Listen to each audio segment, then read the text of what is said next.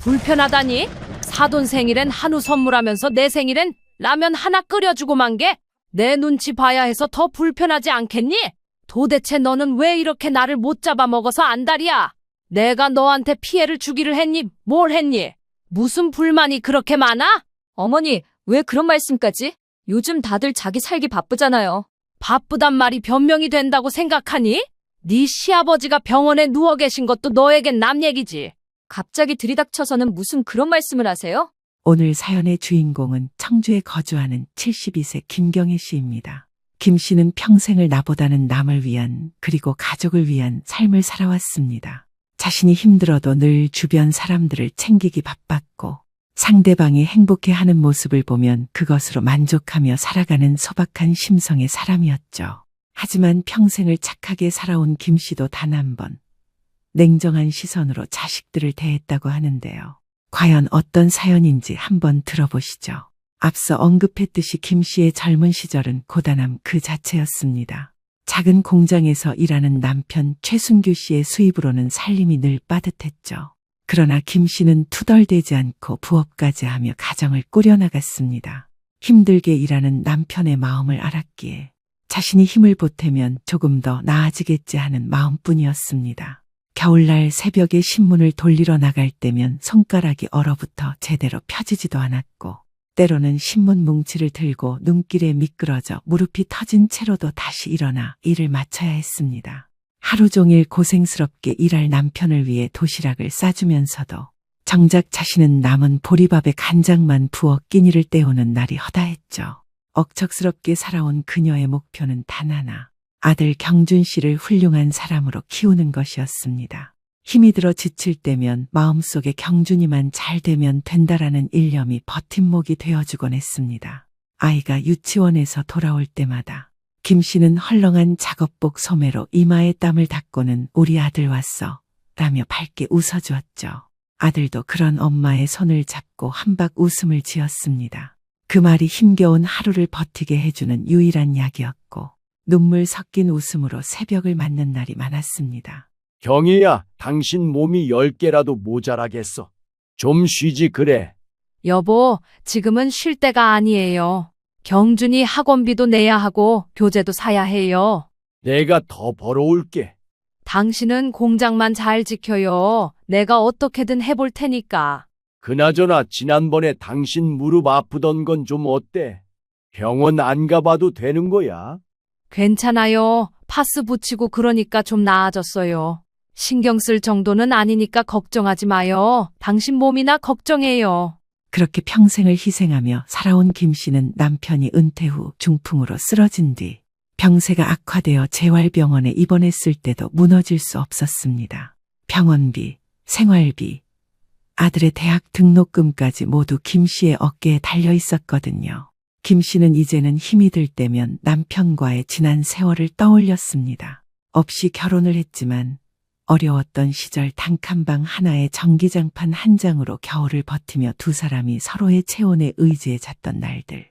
새벽이면 얼어붙은 방바닥이 차가워 손발이 찌릿했지만 남편은 늘 김 씨의 손을 감싸주었습니다. 언젠가는 형편이 나아지면 우리가 함께 살 보금자리를 마련하자며 서로를 다독였죠. 그 말이 힘이 되어 버틸 수 있었고 실제로 단칸방을 벗어나 방 2칸짜리 작은 빌라로 이사했을 때 두 사람은 울면서 서로를 꼭 끌어안았습니다. 아들이 태어나고 나서는 아들을 위해서라도 이를 악물고 살아야 했던 김 씨였습니다. 남편도 여전히 김 씨의 든든한 동반자였지만 지금은 병상에 누워있는 힘없는 가장이었습니다. 그런 남편을 원망한 적도 미워한 적도 단 한 번이 없던 김 씨는 늘 사랑으로 모든 것을 감싸 안았습니다. 세월이 흐른 만큼 가끔 거울을 보면 흰머리가 늘고 주름이 깊어졌지만 그녀는 괜찮다며 스스로를 다독였습니다. 시간이 흘러 아들이 의사가 되었을 때 김 씨는 세상 누구보다 기뻤습니다. 그동안의 눈물이 헛되지 않은 순간이었죠. 경준아, 엄마는 더 이상 바랄 것도 없어. 우리 아들이 언제 커서 이렇게 효도를 다하고 그동안 정말 고생 많았어. 엄마 아버지가 그동안 많이 도와주신 덕분이죠. 감사합니다. 제가 앞으로 더 잘할게요. 경준 씨가 의사로 발돋움을 한 지 몇 년의 시간이 흘렀습니다. 어느 정도 자리를 잡아가고 있을 때 결혼을 하고 싶다고 했을 때에는 당장 죽어도 여한이 없을 정도였습니다.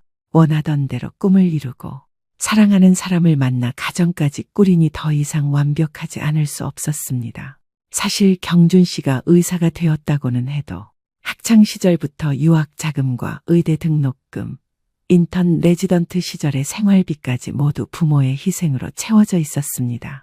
다른 또래 동기들이 집안 형편 덕에 비교적 여유롭게 공부했다면 경준 씨는 그 모든 빚을 부모에게 지고 있었던 셈이죠. 하지만 아이러니하게도 그 모든 희생이 아들에게는 오히려 당연한 것처럼 굳어져 버렸습니다. 늘 뒤에서 든든히 지탱해주던 부모의 존재가 너무 익숙했기 때문입니다.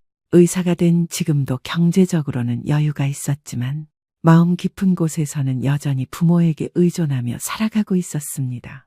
그 사실을 스스로도 자각하지 못한 채 말입니다. 어머니, 저희 잘 살게요. 걱정 마세요. 그래, 네가 행복하면 됐다. 저도 어머니 잘 모실게요. 결혼 준비를 하며 병원에 입원한 김 씨의 남편까지 살뜰하게 돌보는 며느리의 모습을 보면서 집안에 귀인이 들어왔나 싶었습니다. 하지만 결혼 후의 현실은 김 씨가 생각했던 것과는 조금 달랐습니다. 며느리는 시댁보다 친정과 자신의 생활을 우선시하기 시작했습니다. 한편 권다정 씨 역시 단순히 이기적인 며느리로만 비춰질 수는 없었습니다. 병원에서 하루 종일 환자를 돌보고 밤샘 근무까지 서다 보면 몸이 지쳐 시부모를 챙길 여유가 없는 날도 많았던 겁니다. 하지만 문제는 솔직한 대화가 없었다는 것이었습니다. 힘들다고 털어놓으면 이해받을 수 있었을 텐데 자존심 탓인지 내 생활도 중요하다는 말만 앞세우다 보니 오히려 차갑고 무심한 사람으로 비춰버린 것이었죠. 마음속으로는 시부모에게 고마운 감정이 조금은 있었지만 표현하지 못한 채 오해만 키워온 셈이었습니다. 결혼하고 얼마 되지 않았을 때에는 반찬을 만들어서 가져다 주기도 하고 이따금씩 밖에서 외식도 먹으며 괜찮은 고부지간인 줄 알았죠.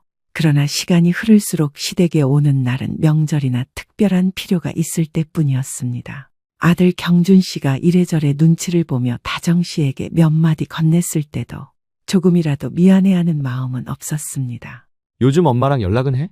자주 만나더니 요즘엔 뜸한 것 같아서. 지난번에 아버지 병원에 다녀온다더니 거긴 다녀온 거야? 아이 참, 하나만 말해. 그리고 요즘은 다 각자 사는 거야. 너무 가까우면 서로 불편해. 거리를 둬야 된다고. 그래도 당신이 시부모님 챙기면 보기 좋잖아. 나도 일하면서 내 생활도 해야지. 일도 하면서 집안도 챙기고. 어느 세월에 그런 걸 다 해. 내가 무슨 원더우먼도 아니고. 이상한 분위기가 흐르면 경준 씨가 몇 번 타이르긴 했어도 결국 며느리의 편을 들고 말았습니다. 경준 씨 성격 자체가 일을 크게 만드는 것을 싫어하고 자신이 난처해지는 상황을 아예 피해버리기 때문이었습니다. 변해가는 아들과 며느리의 모습을 지켜보며 김 씨는 세상이 변했구나라며 스스로를 위로했지만 마음속 서운함은 지워지지 않았습니다. 그 서운함이 현실로 드러난 건 며느리의 친정 모임에서였습니다. 어머니, 이번 주 주말에 시간 괜찮으세요? 친정아버지 생신이신데 어머니도 같이 식사하시길 원하셔서요. 아이고, 벌써 바깥 사돈 생신이구나.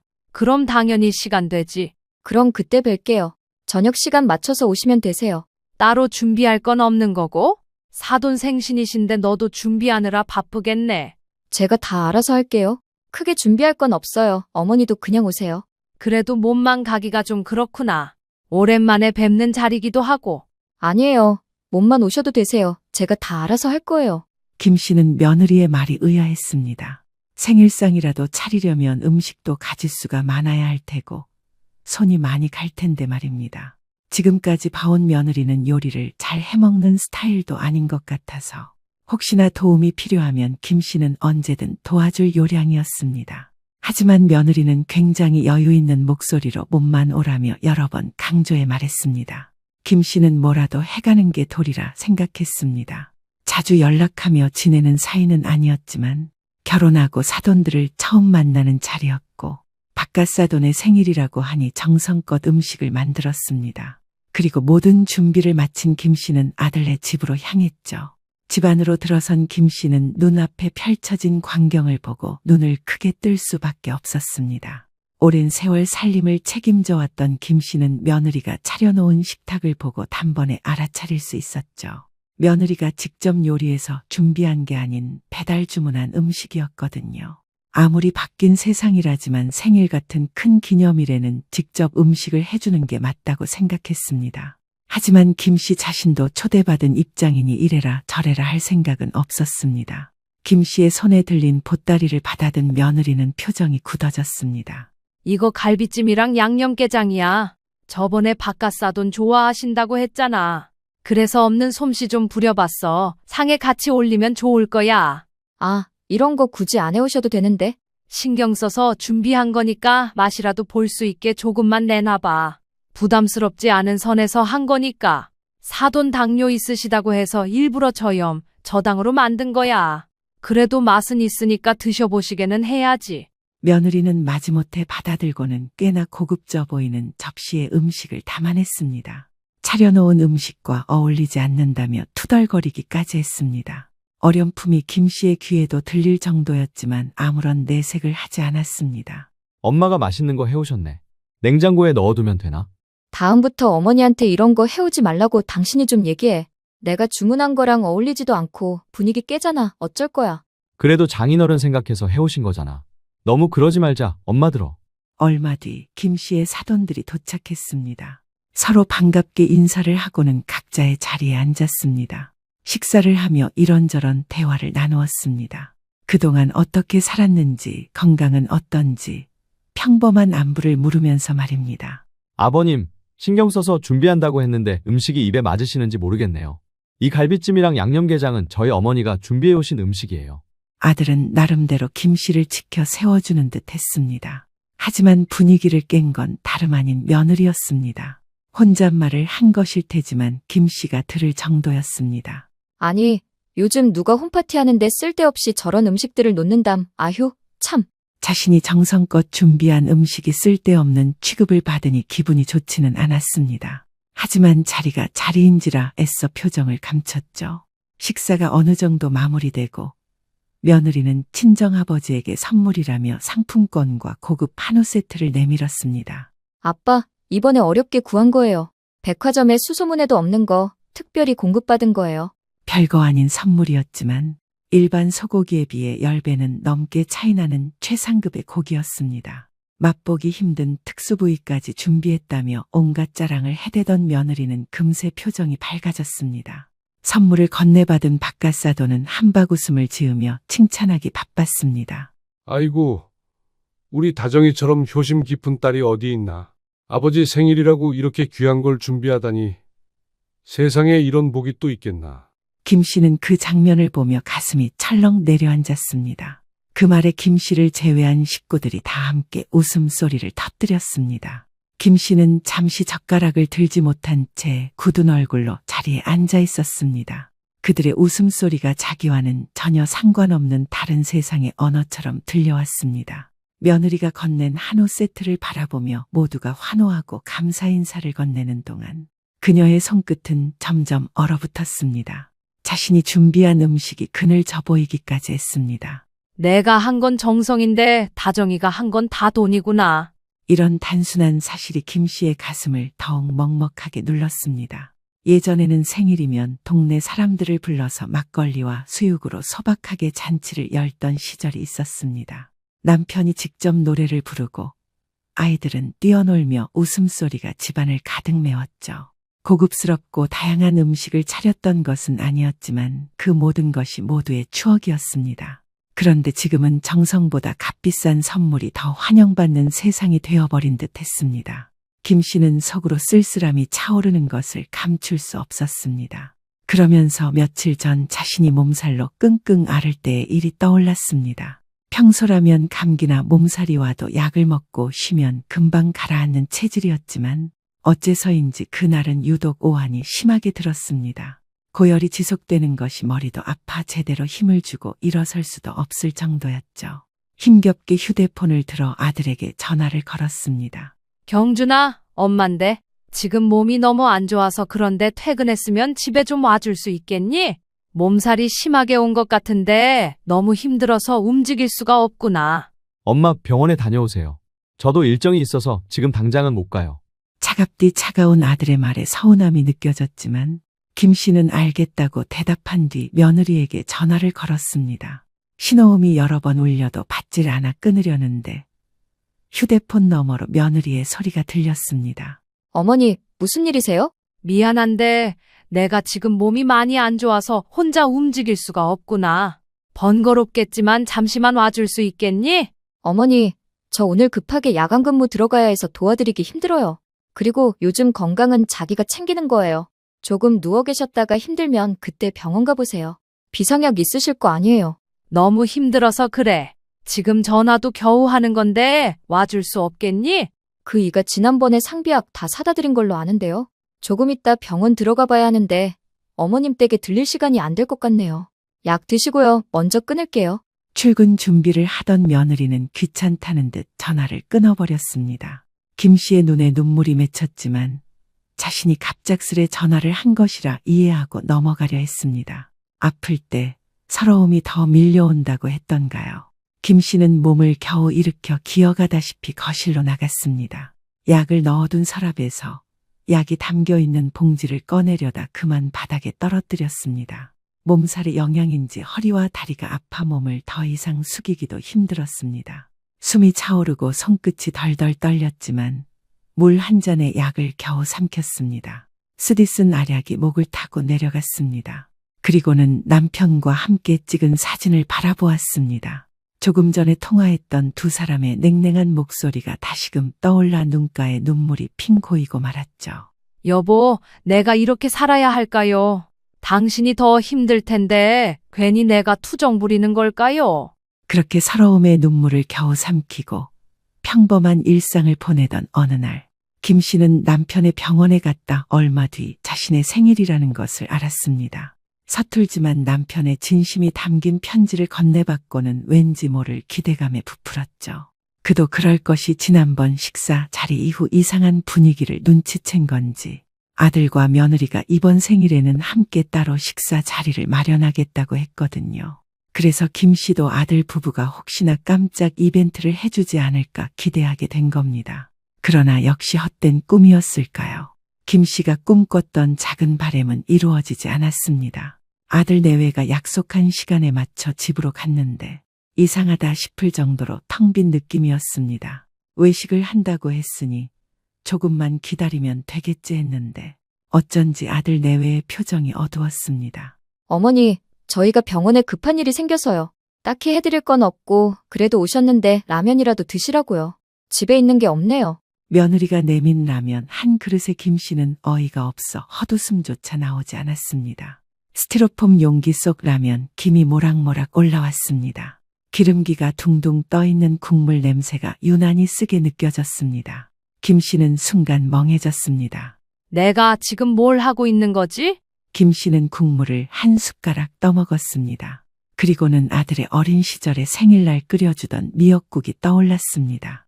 친정엄마에게 배운 그대로 미역을 정성껏 불려 참기름에 달달 볶아 국을 끓여주면 아들은 늘 엄마가 최고라며 환하게 웃었었죠. 그때의 기억이 너무도 선명해 라면의 기름 냄새가 더욱 쓰게 느껴졌습니다. 남편 생일에는 비록 돈은 없어 소박하게 고기를 삶아 이웃들과 함께 나누었고 아들의 졸업식 날에는 며칠 밤을 새워 빚은 만두를 함께 먹었습니다. 그렇게 성심껏 가렸던 모든 밥상들이 눈앞을 스쳐갔죠. 하지만 오늘은 자신의 생일상에 초 한 개조차 켜지지 않았습니다. 김 씨는 젓가락을 내려놓고 싶었지만 아들 앞에서 체면상 억지로 면발을 삼켜야 했습니다. 뜨거운 국물이 목을 타고 내려가는데 가슴은 얼음처럼 차가워져 갔습니다. 물론 김 씨의 표정도 말이죠. 김 씨의 표정을 보며 난감해하던 것도 잠시 아들이 말했습니다. 엄마, 나중에 좋은 데 가서 밥 먹어요. 오늘은 급히 넘어가요. 저희가 볼 일이 생겨서요. 원래 병원 일이라는 게 언제 어떻게 터질지 모르잖아요. 이해 좀 해주세요. 그래 알았다. 먹고 치우고 갈게. 미안해하는 아들에게 차마 이게 무엇이냐 물을 수조차 없었습니다. 무거운 마음으로 젓가락을 들었지만 며느리의 한마디가 김 씨의 가슴을 찢는 듯 했습니다. 어머니가 이해 좀 해주셔야죠. 저희는 원래 기념일 같은 거 잘 안 챙겨요. 스타일이 그래요. 김 씨가 라면을 먹기 시작하자 잠시 머뭇거리던 아들 내외는 현관문을 나섰습니다. 상기된 말투를 들어보니 급한 일 같지는 않았습니다. 밀려오는 후에 배신감, 서운함, 알 수 없는 감정들이 휘몰아친 김 씨는 정신이 없었습니다. 라면이 코로 들어가는지 입으로 들어가는지조차 모를 만큼요. 집으로 돌아오던 길, 남편에게 연락이 왔습니다. 여보, 애들이랑 맛있는 것 좀 먹었어? 다정하게 묻는 남편의 말에 눈에 눈물이 고였습니다. 하지만 지금 김 씨의 심정을 남편에게 들키고 싶지 않았습니다. 김 씨는 애써 울음을 참으며 맛있는 식사를 함께 했다며 기분 좋게 집으로 돌아가는 길이라 둘러댔습니다. 전화를 끊고 한숨을 몇 번이나 쉬었는지 모를 김 씨는 어두운 집에 앉아 그저 멍하니 창밖을 바라보았습니다. 그리고 그날 밤 혼자 방에 앉아 생일 초 하나 없이 지나간 하루를 떠올리며 눈물을 흘려야 했죠. 며칠 뒤 서운한 마음을 뒤로하고 아들의 부탁으로 반찬 몇 가지를 준비해 가져다 주기로 했습니다. 마음 같아서는 꼴도 보기 싫었지만 미운 놈 떡 하나 더 준다 생각하고 아침부터 일찍 반찬을 만들었습니다. 하지만 그날이 그동안 쌓이고 쌓인 서운함이 폭발할 줄은 아무도 몰랐습니다. 애들이 외출이라도 했나? 오늘 쉬는 날이라고 했는데. 몇 번이나 초인종을 눌렀지만 인기척이 없어 당황해하려던 찰나 현관문이 열렸습니다. 방금 자다 일어난 듯한 며느리의 모습이 보였죠. 며느리는 짜증이 섞인 표정과 말투도 김 씨에게 물었습니다. 어머니, 이 시간에 연락도 없이 어쩐 일이세요? 아, 경준이한테 못 들었니? 반찬 몇 개만 해달라고 해서 나물 반찬이랑 마른 반찬 좀 했다. 오래 두고 먹을 수 있는 걸로 말이야. 김 씨의 손에 든 반찬통 보따리를 쳐다보더니 인상을 구긴 채 며느리가 말했습니다. 어머니, 이런 거 굳이 안 가져오셔도 돼요. 냉장고도 좁다고요. 저희가 집에서 밥 먹는 시간이 거의 없어서요. 아, 진짜. 그 말에 발끈한 김 씨가 며느리에게 쏘아붙였습니다. 잘 자고 있던 자신을 왜 깨웠냐며 투정을 부리는 것 같았습니다. 방식이 잘못되었기에 짜증만 내는 며느리가 예뻐 보일 리 없었습니다. 도움될까 해서 한 건데 왜 그렇게 말하니? 경준이가 부탁한 거야. 가져가서 먹던지 여기서 먹던지 알아서 하겠지. 요즘 누가 일일이 다 해먹어요. 사 먹는 게 더 저렴하다고요. 요즘 사람들한테 이런 거 엄청 불편한 거예요. 그 말을 듣고 김 씨의 인내심이 무너졌습니다. 불편하다니?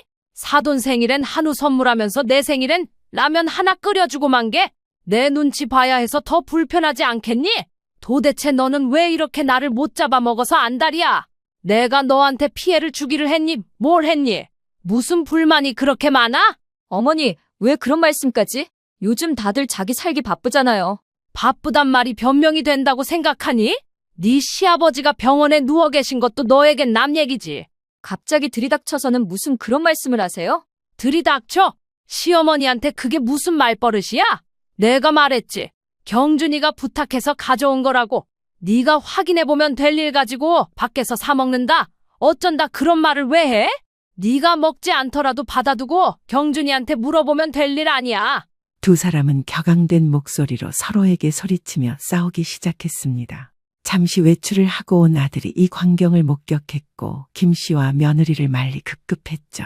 며느리는 냉장고 문을 벌컥 열더니 안을 가리켰습니다. 보세요. 어머니, 이렇게 꽉 차 있는데 또 뭘 더 넣으시려고요? 괜히 가져오셔서 저희만 불편해요. 도로 가져가시던지 하세요. 당신도 어머니한테 이런 부탁하지 마. 김 씨는 냉장고 안을 들여다 보았습니다. 냉장고 안은 음료수와 배달음식 용기들로 가득 차 있었습니다. 김 씨는 순간 숨이 멎는 듯 했습니다. 하지만 화를 주체하지 못한 두 사람의 말싸움은 점점 격렬해졌고 결국 아들은 며느리 편에 섰습니다. 엄마, 제발 그만 좀 하세요. 이 사람이 뭘 그렇게 잘못했다고요. 못할 말 한 것도 아닌데. 그냥 가볍게 듣고 넘기시면 될 일 가지고 어른이 꼭 이러셔야 되겠어요? 뭐라고? 너는 지금 그게 엄마한테 할 소리야? 네가 중간에서 말만 잘 건넸어도 내가 이런 수모는 안 당해? 제가 못할 말 한 것도 아니고 어머니 정말 너무하신 거 아니에요. 니들이 하는 꼬라지를 봐라. 내가 화 안 내게 생겼어? 생색내기 싫어서 그런 부탁조차 안 하는 나한테 뭐가 어쩌고 저째? 너무해? 아, 그만 좀 하시라고요. 며느리랑 싸워서 득될 게 뭐가 있어요? 그냥 좀 두세요. 그냥 다음부턴 조금만 하세요. 이 사람도 힘든 거 이해해 주시고요. 김 씨는 집안에서 완전히 소외된 느낌에 휩싸였습니다. 싸움이 끝난 뒤 김 씨는 집에 돌아와 한참 동안 멍하니 앉아 있었습니다. 인기척도 없이 조용했던 집안에는 김 씨의 숨소리, 냉장고에 웅웅거리는 소리만 들려왔고 김 씨는 손에 쥔 반찬통을 내려놓지 못했습니다. 집안 곳곳에 놓아둔 남편의 사진을 바라보며 회한이 몰려왔습니다. 한때는 화목했던 집이 이제는 자신을 내모는 낯선 공간처럼 느껴졌습니다. 김 씨는 천천히 숨을 고르며 가슴 깊은 곳에서 치밀어 오르는 서러움을 꾹 눌렀습니다. 여보, 나 정말 지쳤어. 평생 자식 생각하면서 살았는데 돌아오는 게 있을런지도 모르겠고, 이젠 그냥 미련을 다 버려야 할 것 같아. 기대하기도 싫어. 그 순간 눈물이 뺨을 타고 흘러내렸습니다. 그리고 김 씨는 결심했습니다. 다 필요 없어. 내가 사는 내 인생, 내가 책임지는 거야. 이대로 가만히 있으면 나만 병날 것 같아. 새롭게 살아보자. 다음 날 김 씨는 남편의 병원으로 향했습니다. 자신의 결심을 남편에게 말해주기 위해서였습니다. 앞으로 어떻게 살아갈지 상의도 해야 하고 조금이나마 위안을 받고 싶었습니다. 병원에 도착한 김 씨는 남편이 있는 병실로 걸음을 재촉했습니다. 여보, 나 왔어요. 오늘은 일찍 왔네. 근데 표정이 안 좋은데 무슨 일 있어? 안 그래도 당신이랑 상의할 게 좀 있어요.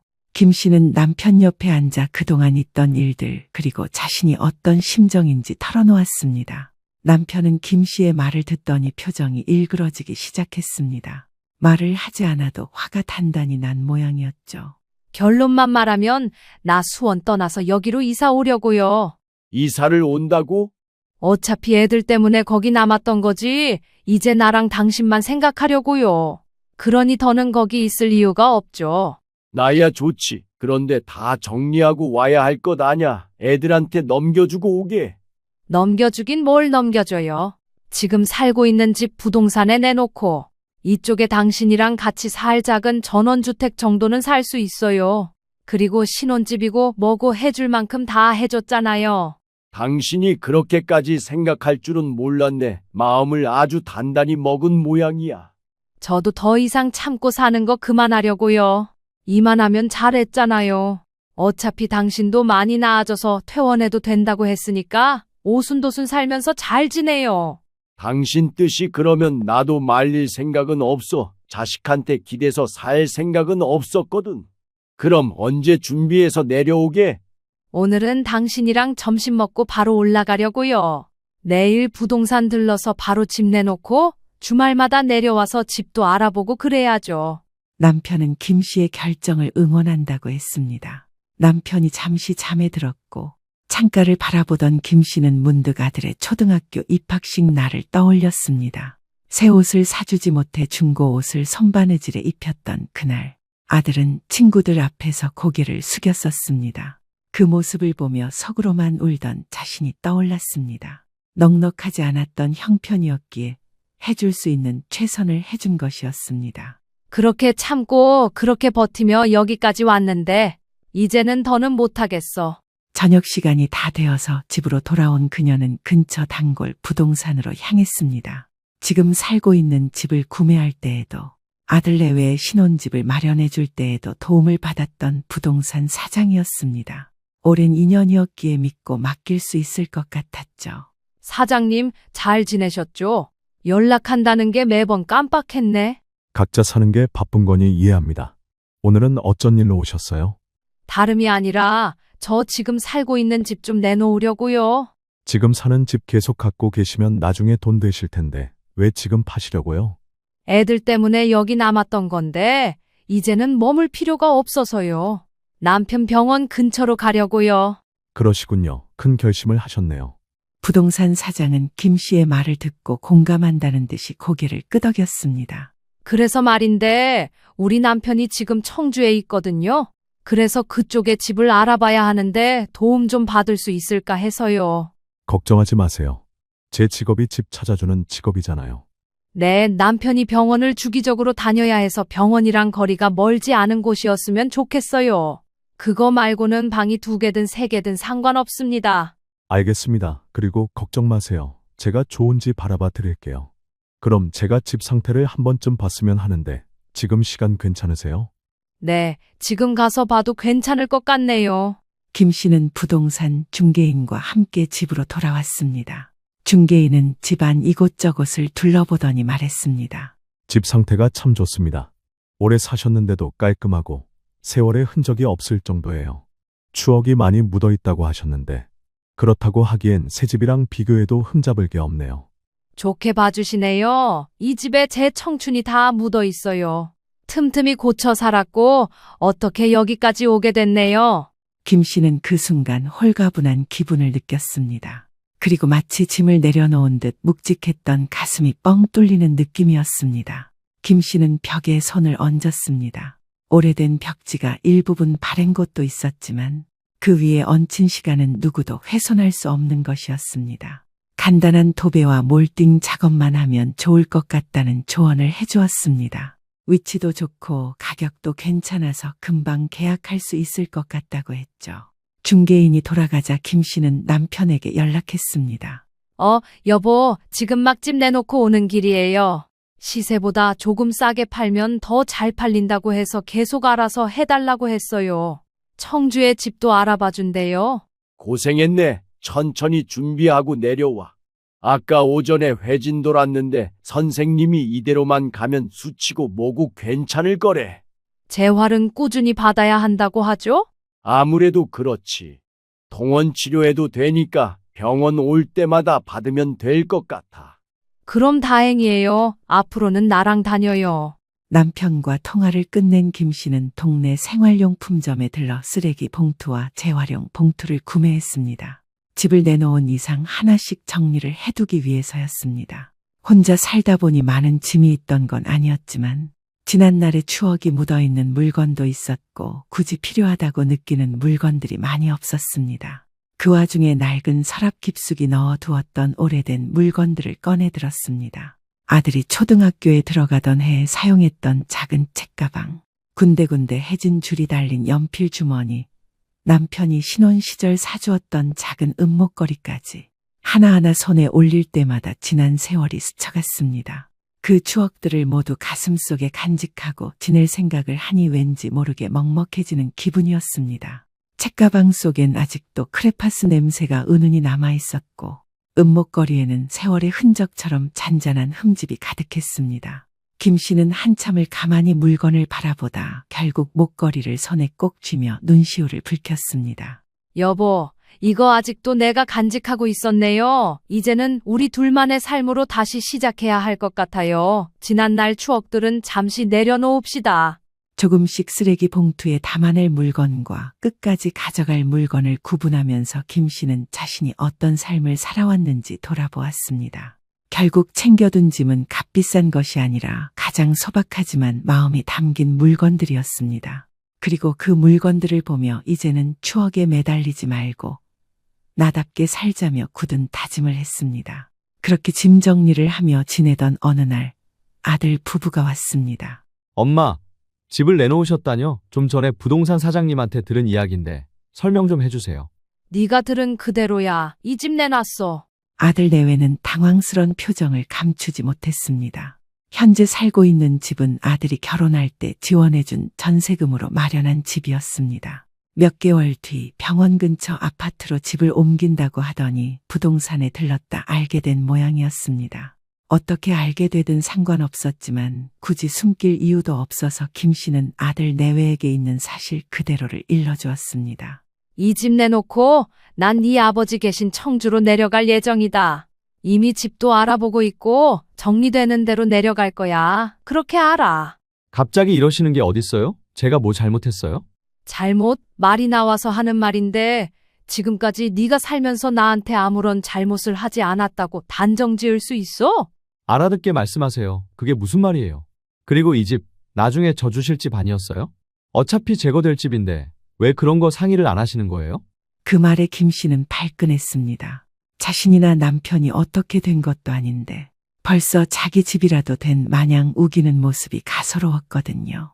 너는 엄마나 아버지가 빨리 죽었으면 좋겠니? 이 집이 그렇게도 탐나? 아니 그게 아니라요. 잘 들어. 이 집은 내 명의로 마련한 내 집이야. 그러니 너한테 그 어떤 권리도 없어. 내가 나중에 죽으면 모를까? 그런데 말이다. 이 집에 더 이상 미련이 없어서 팔고 그 돈으로 네 아버지랑 노후 자금으로 쓸까 해. 혹시 아니? 돈이 남았는데 우리가 죽으면 그땐 너한테 갈지? 무슨 말을 그렇게 하시냐고요. 진짜 나쁜 사람 만드시네요. 옆에서 듣고 있던 며느리가 눈을 부라리며 김 씨에게 대들었습니다. 어머니, 듣자 하니 정말 너무하시네요. 저희도 다 계획이 있는데요. 계획? 무슨 계획 말이니? 앞으로 너희가 어떻게 살아갈지에 대한 계획 말이니? 경준이가 지금 그런 생각을 할 수 있는 것 자체가 우리 희생으로 된 거 아니니? 필요한 공부 다 시켜주고 경제적인 지원을 아끼지 않았어. 그 덕에 너희가 이렇게 살 수 있는 거야. 그리고 지금까지 너희한테 충분히 다 해줬다고 생각한다. 아주 차고 넘칠 만큼 말이야. 아들은 김 씨의 말에 고개를 떨구고 말았습니다.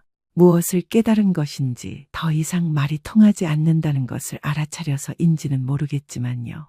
며느리는 아들에게 한참을 쏘아대며 어떻게든 해보라고 타이르기 시작했습니다. 결국 몇 번 큰 소리가 오고 가더니 아들을 원망하며 날카롭게 말했습니다. 김 씨가 바로 앞에 있는데도 말입니다. 당신이 제대로 챙겼어야지. 어머니가 이렇게 나오실 줄 몰랐어? 의사나 돼가지고 생각도 못하냔 말이야. 내가 뭘 어쩌겠어. 평생 어머니 고생만 하셨는데 이제 와서 이런다고 뭐가 달라져? 지금이라도 늦지 않았어. 어머니 잘 구슬려봐. 내 말은 아니어도 당신 말은 들을 거 아니야? 어떻게 좀 해보라고. 이 집 나중에 시세 엄청나게 뛸 텐데. 그거 생각하면 지금 팔리면 안 되는 거라고. 김 씨는 며느리의 말에 더 이상 들을 값어치가 없다 생각했습니다. 당장이라도 내쫓고 싶었지만 고개를 푹 숙이고 생각에 잠긴 아들을 바라보았습니다. 며느리는 여전히 집이 떠나가라 소리치고 있었지만 아들은 들리지 않는 듯 했죠. 그때 아들 경준 씨는 어린 시절 새벽마다 도시락을 싸주던 김 씨의 뒷모습이 떠올랐습니다. 밤을 새워가며 코피가 터져라 공부해 부모님께 효도하겠다는 생각 하나로 공부에 임했던 상황들이 눈앞에 펼쳐졌습니다. 그런 힘든 시절을 견뎌냈기에 경준 씨도 김 씨도 마음 한구석이 무너져 내렸지만 이미 되돌릴 수 없었습니다. 실컷 떠들었니? 나 짐 정리해야 되니까 그만 나가봐. 어머니, 정말 이러시는 거 아니에요. 그러다가 나중에 후회하세요. 난 후회할 선택 같은 건 애초에 하지도 않아. 도둑이 제발 저린 셈이지. 당신 그만해. 지금 서로 속이 말이 아닐 텐데 나중에 말씀드려도 되잖아. 당신은 좀 가만히 있어봐. 나도 할 말은 해야지. 어머니, 자식이라고는 경준 씨 혼자예요. 나중에 어머님도 병들면 그땐 누가 챙겨야 할까요? 아프신 아버님? 아니면 요양병원에 입원이라도 하시려고요? 김 씨는 며느리의 말에 코웃음을 쳤습니다. 이제는 자신의 노후를 가지고 협박을 하려는 모양이었죠. 김 씨는 며느리의 말을 끝까지 듣고 차분히 대답했습니다.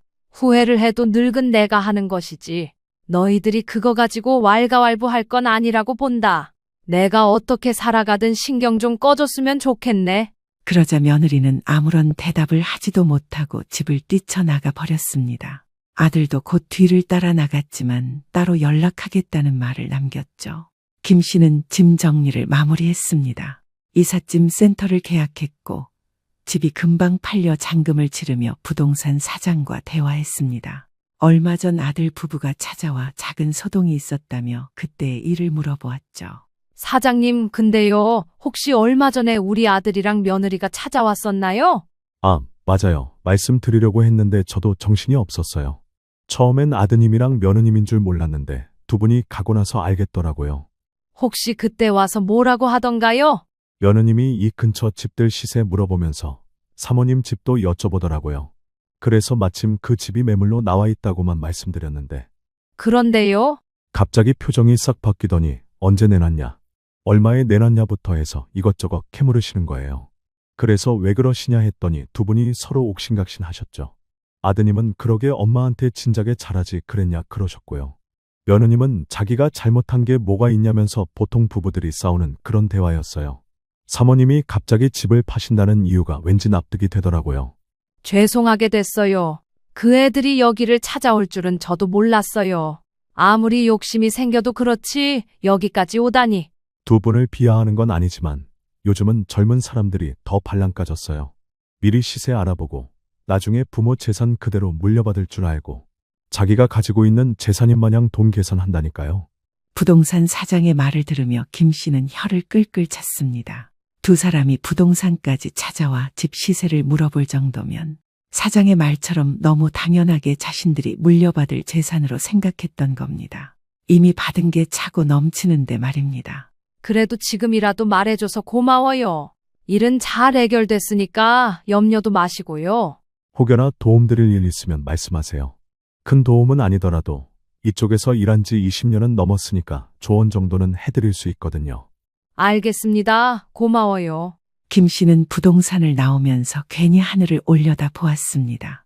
아들 며느리가 재산, 노후, 요양병원 이런 말들을 했을 때 진작에 알아차렸어야 했던 부분이었거든요. 그래도 지금이라도 두 사람의 속내를 알게 되어 차라리 다행이다 싶었습니다. 김 씨는 터덜터덜 집으로 돌아왔습니다. 알 수 없는 감정이 휘몰아쳤지만 이제는 그런 거에 휘둘릴 정신이 없었습니다. 이사를 앞두고 김 씨는 동네 이웃들과의 추억을 곱씹었습니다. 매일 아침 슈퍼 앞 평상에 앉아 수다를 떨던 기억, 텃밭에서 딴 채소를 서로 나누던 기억, 김장철이면 좁은 골목에 줄지어 놓은 배추 더미를 함께 절이던 풍경까지 이웃들은 때로는 가족보다 더 가까운 존재이기도 했습니다.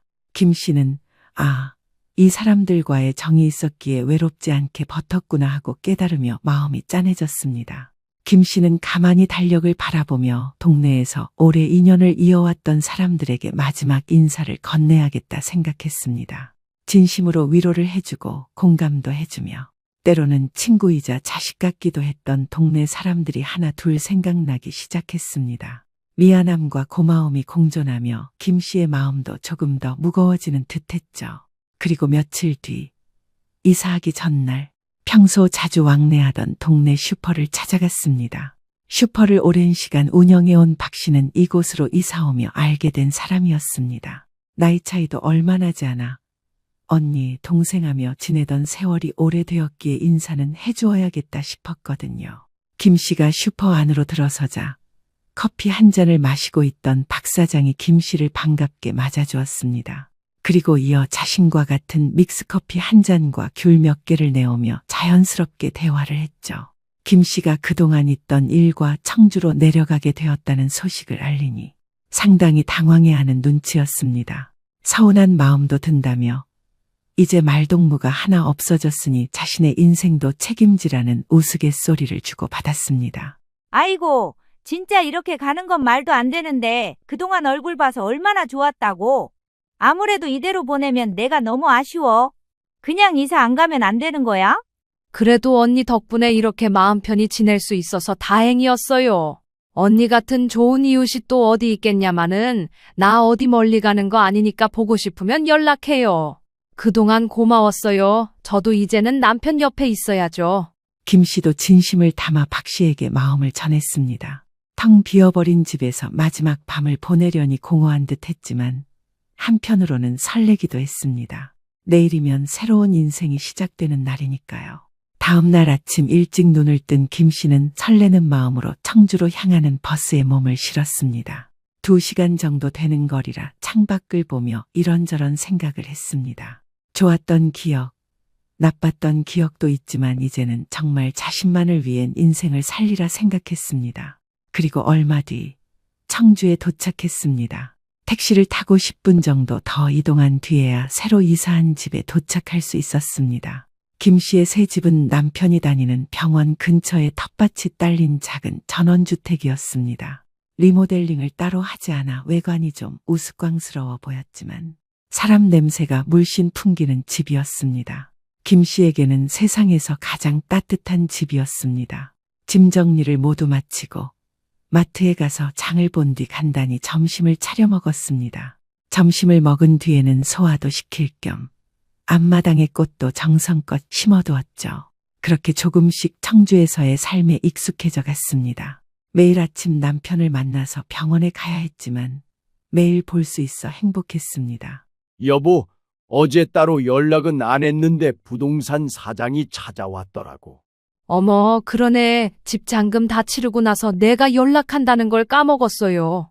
그럴 수 있지. 그나저나 옆병실 박 씨가 당신을 찾더라고. 자기 와이프도 당신이랑 동갑이라나 뭐래나 친하게 지내자고 하는 것 같아. 아, 그래요? 다음에 내가 보면 인사할게요.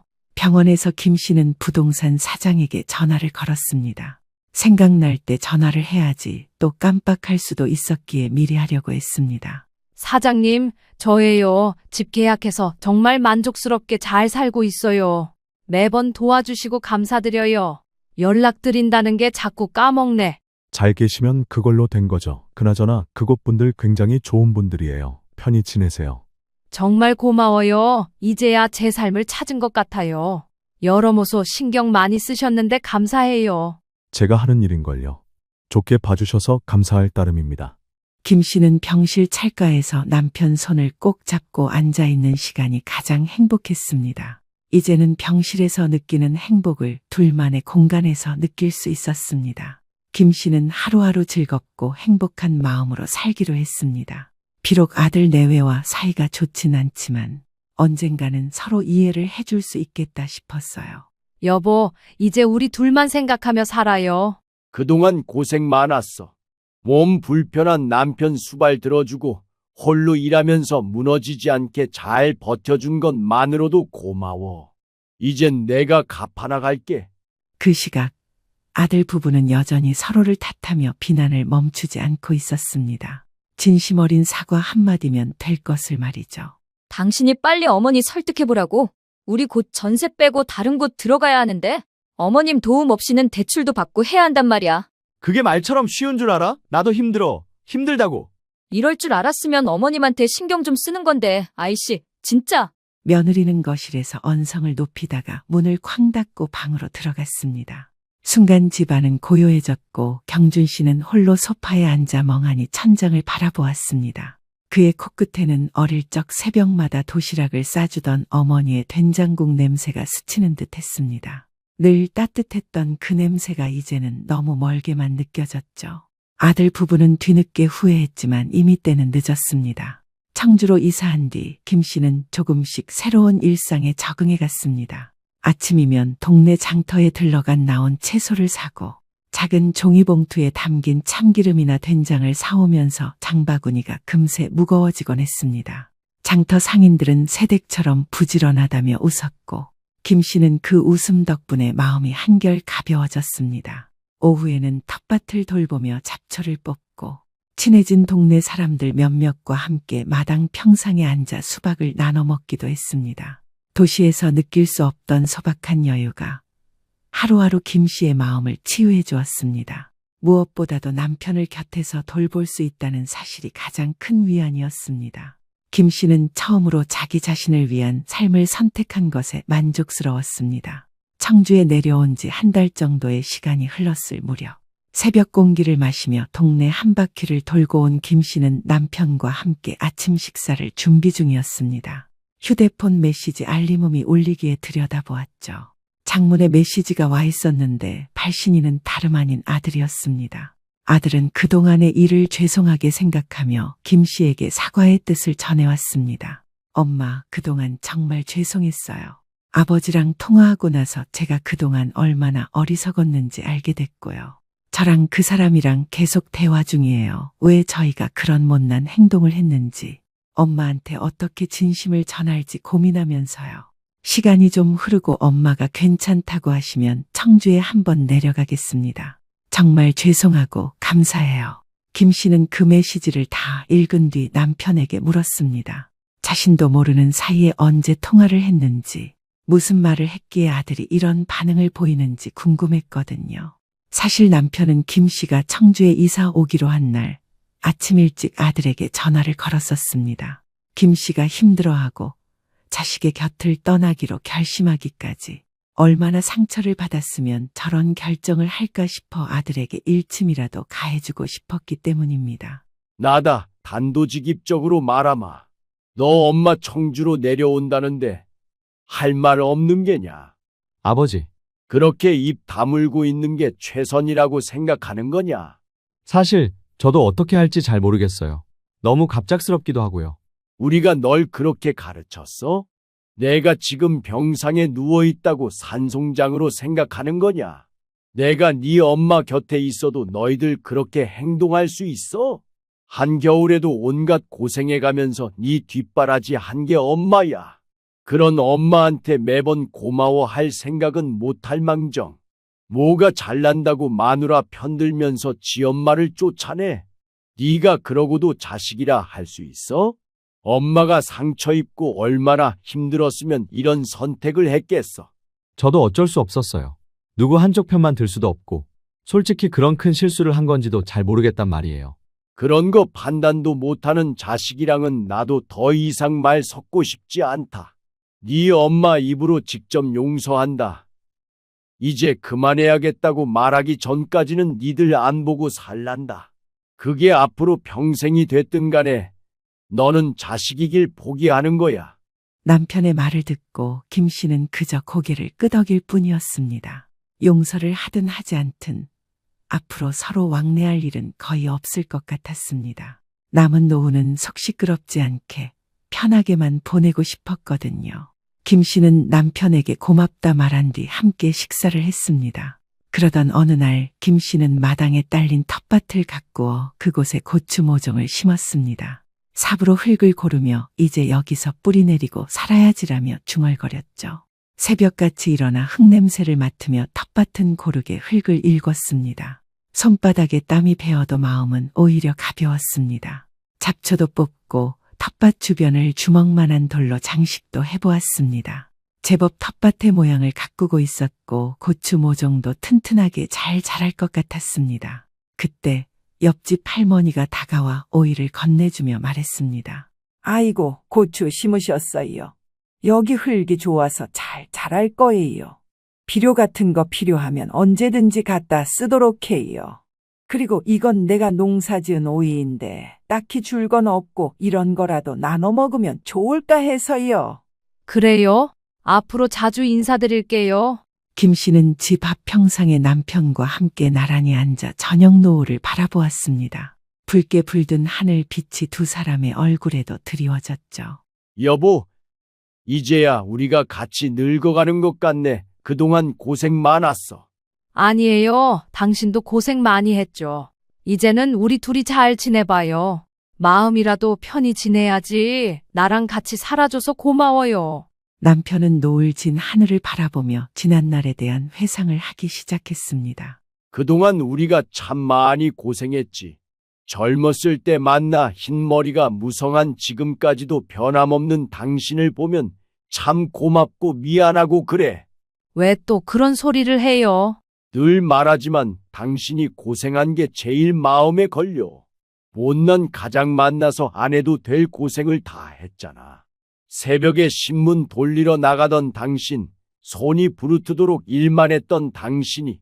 그런 말 말아요. 같이 고생하는 거지. 왜 당신만 고생해야 해? 사람 마음이라는 게 말이야. 참 간사해. 내가 조금 더 일해서 당신 편하게 만들어줬으면 그런 고생 안 시켰잖아. 그때의 나는 책임감만 강했던 것 같아. 정작 우리 가정을 지켜준 건 당신이었지. 내가 한 게 뭐가 있다고요? 당신이 잘 버텨줘서 나도 버틸 수 있던 거고, 우리가 함께 노력했던 시간만큼 이제 행복하게 잘 살기만 하면 되는 거죠. 그렇게 말해줘서 또 고맙네. 늘 당신한테는 고마운 일만 가득해. 나도 그래요. 이렇게 건강하게 함께 할 수 있어서요. 앞으로 잘 부탁해요. 김 씨는 앞으로 살아갈 날이 기대되기 시작했습니다. 더 이상 누구의 방해도 받지 않고 하고 싶은 일을 하고 마음껏 생각하고 실천하며 살아가기라 다짐도 했죠. 평상에 앉은 김 씨의 미소는 잔잔한 햇살처럼 따스했습니다. 창밖으로 보이는 달빛이 더 밝게 느껴졌습니다. 마치 앞으로의 날들이 희망으로 빛날 것을 예고하는 것처럼요. 비록 나이는 들었지만 인생은 언제나 새로운 시작이 가능하다는 걸 배웠죠. 내일도 좋은 날이 될 거야. 침대에 누워 눈을 감으며 생각했어요. 이제 더 이상 누구의 눈치도 보지 않고 내 목소리를 내며 살아갈 거라고. 그리고 그것이 진정한 행복의 시작이라는 것도 말이에요. 남편의 사진을 보며 마지막으로 속삭였습니다. 여보, 이제 내가 정말 나다워질 거예요. 당신이 항상 바라던 대로. 달빛이 창문을 통해 방 안으로 스며들었어요. 마치 축복의 인사를 건네는 것처럼 따뜻하게 느껴졌습니다. 새로운 시작, 새로운 길, 이제 모든 것이 제자리를 찾아가고 있었어요. 엄마 집을 담보로 좀 쓰고 싶어요. 대출을 좀 더 받아서 상황을 정리하려고 하거든요. 뭐라고? 내 집을 담보로? 네, 어차피 나중에는 제가 상속받을 집이잖아요. 지금 좀 써도 되지 않을까요? 엄마 혼자 살기에도 너무 큰 집이고. 이 집은 어차피 나중에 내 거 될 집이잖아요. 아들의 이 한마디가 제 인생을 완전히 바꿔놓았습니다. 가족을 위해 30년을 희생한 70세 어머니의 집은 그깟 것이 되었고, 제가 정성껏 만든 반찬은 쓰레기통으로 버려졌습니다. 손주의 생일 파티에도 초대받지 못한 제가 어떻게 평생의 집을 팔고 새로운 삶을 찾았는지 오늘 이야기를 들어주세요. 안녕하세요. 70살 최경숙이라고 합니다. 공무원으로 30년 넘는 세월을 성실하게 근무하고 10년 전에 은퇴했어요. 은퇴를 앞두고 몇 년 전 남편을 먼저 떠나보내는 아픔을 겪어야 했지만 남은 가족을 위해 그리 오래 슬퍼하지도 못했습니다. 어떻게든 버텨내야 했고 남은 인생을 살아가기 위해 홀로 고군분투했죠. 당시 대학생이던 아들의 뒷바라지를 해야 했고 아직은 해야 할 일이 많이 남았다 생각했습니다. 그렇게 혼자 살게 된 세월이 벌써 15년 가까이 되었습니다. 지금 살고 있는 곳은 고향 통영에 자리 잡은 한적한 동네입니다. 이전에 살았던 곳은 아들 내외와 걸어서 10분 정도 거리에 있는 소형평수의 아파트였어요. 남편과 함께 마련했던 추억이 깃든 집이 있었지만 남편이 먼저 떠나고 은퇴 후 혼자 생활하면서 제가 많이 외로워하니 아들이 이사를 권유하더라고요. 엄마, 혼자 계시지 말고요. 우리 집 근처로 이사 오세요. 사거리 근처에 있는 오피스텔이요. 위치도 좋고 주변이 괜찮아서 많이들 이사 오더라고요. 난 여기도 괜찮아. 혹시나 가까워지면 혜진이가 부담스러워 할 수도 있잖니. 그런 걱정을 뭐하러 하세요. 민준이도 자주 보시고 저희도 자주 뵐 수 있잖아요. 가족인데 뭐 어떠세요? 제 입장에서 이사가 쉬운 결정은 아니었습니다. 외롭다고 무턱대고 이사를 하면 혹여나 며느리가 부담스러워하지는 않을까 걱정도 되었고요. 늘 보고 싶은 손주와 가까이 지낼 수 있다는 게 좋긴 했지만 망설여지는 게 사실이었습니다. 하지만 아들의 말에 저는 용기를 내어 이사를 하기로 했습니다. 처음엔 정말 기뻤어요. 퇴직금으로 아담한 아파트를 구입하고 새로운 동네에 적응하느라 바쁘긴 했지만 마음은 설렜거든요. 이제 아들 며느리와 더 가까워질 수 있고 손주 민준이도 자주 볼 수 있을 거라는 기대에 부풀어 있었죠. 이사 온 첫 주에는 정말 열심히 살았어요. 아들 가족이 좋아할 만한 반찬도 만들어서 가져다 주고 손주 돌보는 것도 도와주겠다고 했는데 며느리 혜진이의 반응이 생각보다 시큰둥했어요. 혜진아, 시장에 나갔다가 진미채랑 이것저것 사서 반찬했는데 갖다 줄게. 너 고추장 무친 거 좋아하잖니? 민준이 것도 따로 만들었어. 아, 네, 고마워요. 그런데 저희는 보통 간단하게 해 먹거든요. 그래도 처음이니까 어색할 수 있다고 생각했죠. 시큰둥해도 고맙다고 말하고 잘 먹었다고 말해주는 그 한마디를 믿었어요. 그리고 며느리가 시어머니를 어려워할 수도 있다고 생각했기 때문에 그 부분은 시간이 지나면 좋아질 거라고 믿었어요. 그런데 이사 온 지 한 달쯤 되던 어느 날이었어요. 동네 대형마트에서 장을 보고 나오는데 멀리서 익숙한 뒷모습이 보이는 거예요. 자세히 보니 아들 희준이와 며느리 혜진이었어요. 두 손 가득 피자 박스와 치킨 박스를 들고 있더라고요. 반가운 마음에 성큼성큼 다가갔어요. 어머, 희준아, 혜진아. 이게 웬일이야? 맛있는 거 샀네? 그러자 저를 발견한 아들은 당황스러운 표정을 지었고 며느리의 표정이 굳어지더군요. 엄마, 여기엔 어쩐 일이에요? 나도 저녁거리 사러 왔다가 딱히 살 게 없어서 라면이랑 간단히 몇 가지만 사고 들어가는 길이었지.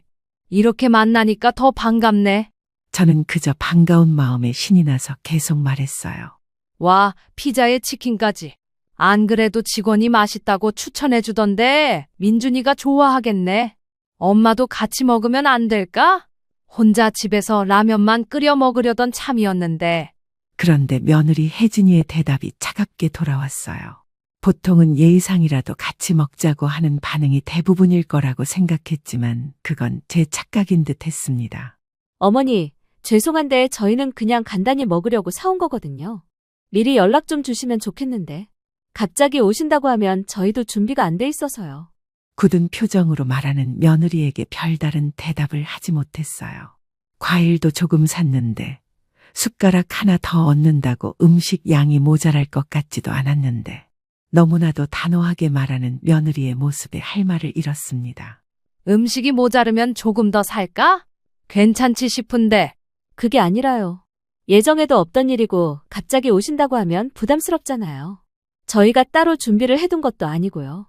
죄송한데 다음에 같이 식사하세요. 그래. 아들 희준이는 그저 눈치만 보면서 어색하게 웃고 있더라고요. 저를 챙기려고 하지도 않고 며느리 눈치만 살피고 있었어요.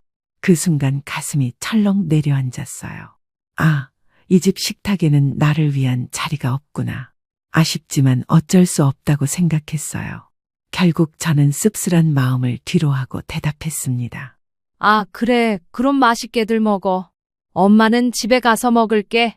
억지로 웃으며 돌아서는데 눈물이 핑 돌더라고요. 뒤에서 아들이 엄마, 연락드릴게요라고 하는 소리가 들렸어요. 터덜터덜 10분 정도를 걸어와서 라면을 끓여 먹으며 생각했어요. 내가 뭘 잘못했을까? 가족끼리 밥 한번 같이 먹자는 게 그렇게 큰 부담일까? 라면 한 그릇과 작은 반찬통에 담긴 김치. 평범했지만 그날은 유독 제 식탁이 초라해 보이는 듯 했죠. 그 일 이후로 며느리 혜진이는 저에게 더욱 거리를 두기 시작했어요. 아들 집에 갈 때마다 며느리의 눈치를 보는 건 당연시 되었습니다. 어머니, 미리 연락 좀 주시면 안 될까요? 갑자기 오시면 당황스럽거든요. 반찬이나 필요한 물건을 가져다 주려고 아들 집에 갈 때마다 종종 듣던 소리예요. 저런 말을 들을 때마다 저는 곰곰이 생각해 봤습니다. 아무리 생각해봐도 제가 예고 없이 찾아간 적은 거의 없었어요. 항상 가도 되냐고 먼저 연락한 후에 갔거든요. 오히려 그 애들이 저에게 부탁을 한 적도 있었습니다. 엄마, 급한 일이 생겨서 민준이 좀 봐주실 수 있어요? 엄마, 반찬 떨어져 가는데 시간 되시면 좀. 이런 부탁을 할 때마다 달려갔는데 말이에요. 특히 기억에 남는 일이 있어요. 어느 토요일 오후 혜진이에게서 급하게 연락이 왔어요. 어머니, 갑자기 친구 결혼식에 가게 됐는데 민준이 좀 봐주실 수 있으세요? 정말 급해서요. 그래, 금방 갈게. 안 그래도 민준이 보고 싶던 참이었어. 당연히 달려갔죠. 손주를 돌보는 건 기쁜 일이었으니까요. 그런데 저녁 때 손주를 재우고 노곤한 몸을 소파에 뉘고 있을 때였어요. 아들 부부가 돌아오더니 혜진이가 이상한 소리를 하더라고요. 술도 한잔 했는지 얼굴이 살짝 상기된 상태였습니다. 어머니, 다음부터는 미리 계획을 세워주시면 좋겠어요. 저희도 스케줄이 있거든요. 어이가 없었어요. 본인들이 급하게 부탁해놓고는 제가 갑자기 온 것처럼 말하는 거였어요. 그리고 정말 충격적이었던 일은 손주 민준이 생일 파티 때였어요. 인스타그램이라는 것을 배워 주변 사람들과 소식을 주고받기도 해서 그날도 들여다보고 있던 참이었습니다. 며느리가 SNS에 생일 파티 준비하는 사진들을 올렸더라고요. 일주일 정도가 남아있긴 했지만 케이크를 주문하고 이것저것 해야 한다며 글을 써놓았길래 마음에 걸렸습니다. 아무래도 할머니인 제가 조금이라도 도와줘야 하지 않을까 싶어서 연락했어요. 혜진아, 민준이 생일 파티 준비한다고 SNS에 올린 거 봤어. 내가 뭐 도와줄 일 없을까? 아, 어머니, 저희는 조용히 가족끼리만 하려고 해요. 애 친구들도 몇 명 오고 해서 좀 복잡할 것 같거든요. 가족끼리만 저는 가족이 아닌 건가요? 며느리의 말에 저는 알 수 없는 감정이 북받쳤습니다. 그래도 혹시나 해서 필요한 건 없는지 더 물어봤죠. 그래, 알겠어. 손님이 온다는데 어쩔 수 없지. 준비할 거 있으면 말해봐. 손주 생일인데 뭐라도 해주고 싶어서 그래. 괜찮아요. 벌써 케이크도 다 주문했고요. 음식도 홈파티 패키지로 미리 주문해서 당일에 배송해준다고 했거든요. 신경 쓰실 것 없으세요? 차가운 며느리의 반응에 저는 또 한 발자국 물러서야 했습니다. 꼭 당일에 얼굴 보며 축하해주지 않아도 전화라도 한 통 하면 되는 일이었으니까요. 그래도 말이에요. 하나밖에 없는 손주고 바로 옆 동네에 사는데 가족끼리 파티한다면서 저를 안 부른다는 사실에 내심 서운했어요. 그리고 손주의 생일날 저녁 SNS를 보니까 아들 가족과 사돈들까지 모여서 성대하게 생일 파티를 한 사진들이 올라와 있었어요. 온 가족이 함께한 행복한 민준이 5살 생일이라는 문구와 함께 말이에요. 온 가족이라. 저는 정말 가족이 아니었나 봅니다. 분한 마음에 아들한테 전화를 걸어서 물어봤어요. 희준아, 민준이 생일 파티에 나는 왜 초대 안 했니? 나는 가족 아니야? 민준이 친구들 온다고 해서 다른 손님 오는구나 싶어서 별말 안 했는데 사진 보니 사돈들도 다 왔고 엄마 좀 서운해지려고 해. 엄마, 혜진이가 애들만 조용히 지내고 싶다고 해서요. 다음에는 꼭 함께해요. 그게 조용하게 지낸 거야? 혜진이 친정 식구들은 다 왔던데? 그건 그 사람들이 미리 계획되어 있던 거라서요. 아휴, 내가 무슨 말을 하겠니? 일단 알았다. 저는 아들과 통화하면서 깊은 한숨을 내쉬었습니다. 제가 서운하다고 표현을 해도 아들은 결국 며느리 편만 들더라고요. 어느 순간부터 저는 이 집에서 유령 취급을 받고 있었어요. 있어도 그만, 없어도 그만인 존재로 말이에요. 가장 속상했던 건 민준이와의 관계마저 어색해지기 시작한다는 거였어요. 예전에는 할머니 하고 달려와서 안겼는데 요즘에는 엄마 눈치를 보면서 인사하더라고요. 어느 날은 민준이가 저한테 할머니, 엄마가 미리 연락하고 오라고 했어라고 하는 걸 들었을 때는 정말 가슴이 무너지는 줄 알았어요. 아이에게까지 그런 말을 시키다니. 그렇게 서운한 마음을 품고 지내던 중 정말 충격적인 일이 벌어졌어요. 평소 다니던 동네 미용실에 갔는데 파마를 하느라 긴 시간을 기다려야 했어요. 다른 손님들도 있었기에 바쁘게 돌아가는 상황이었습니다. 미용사가 저한테 말했습니다.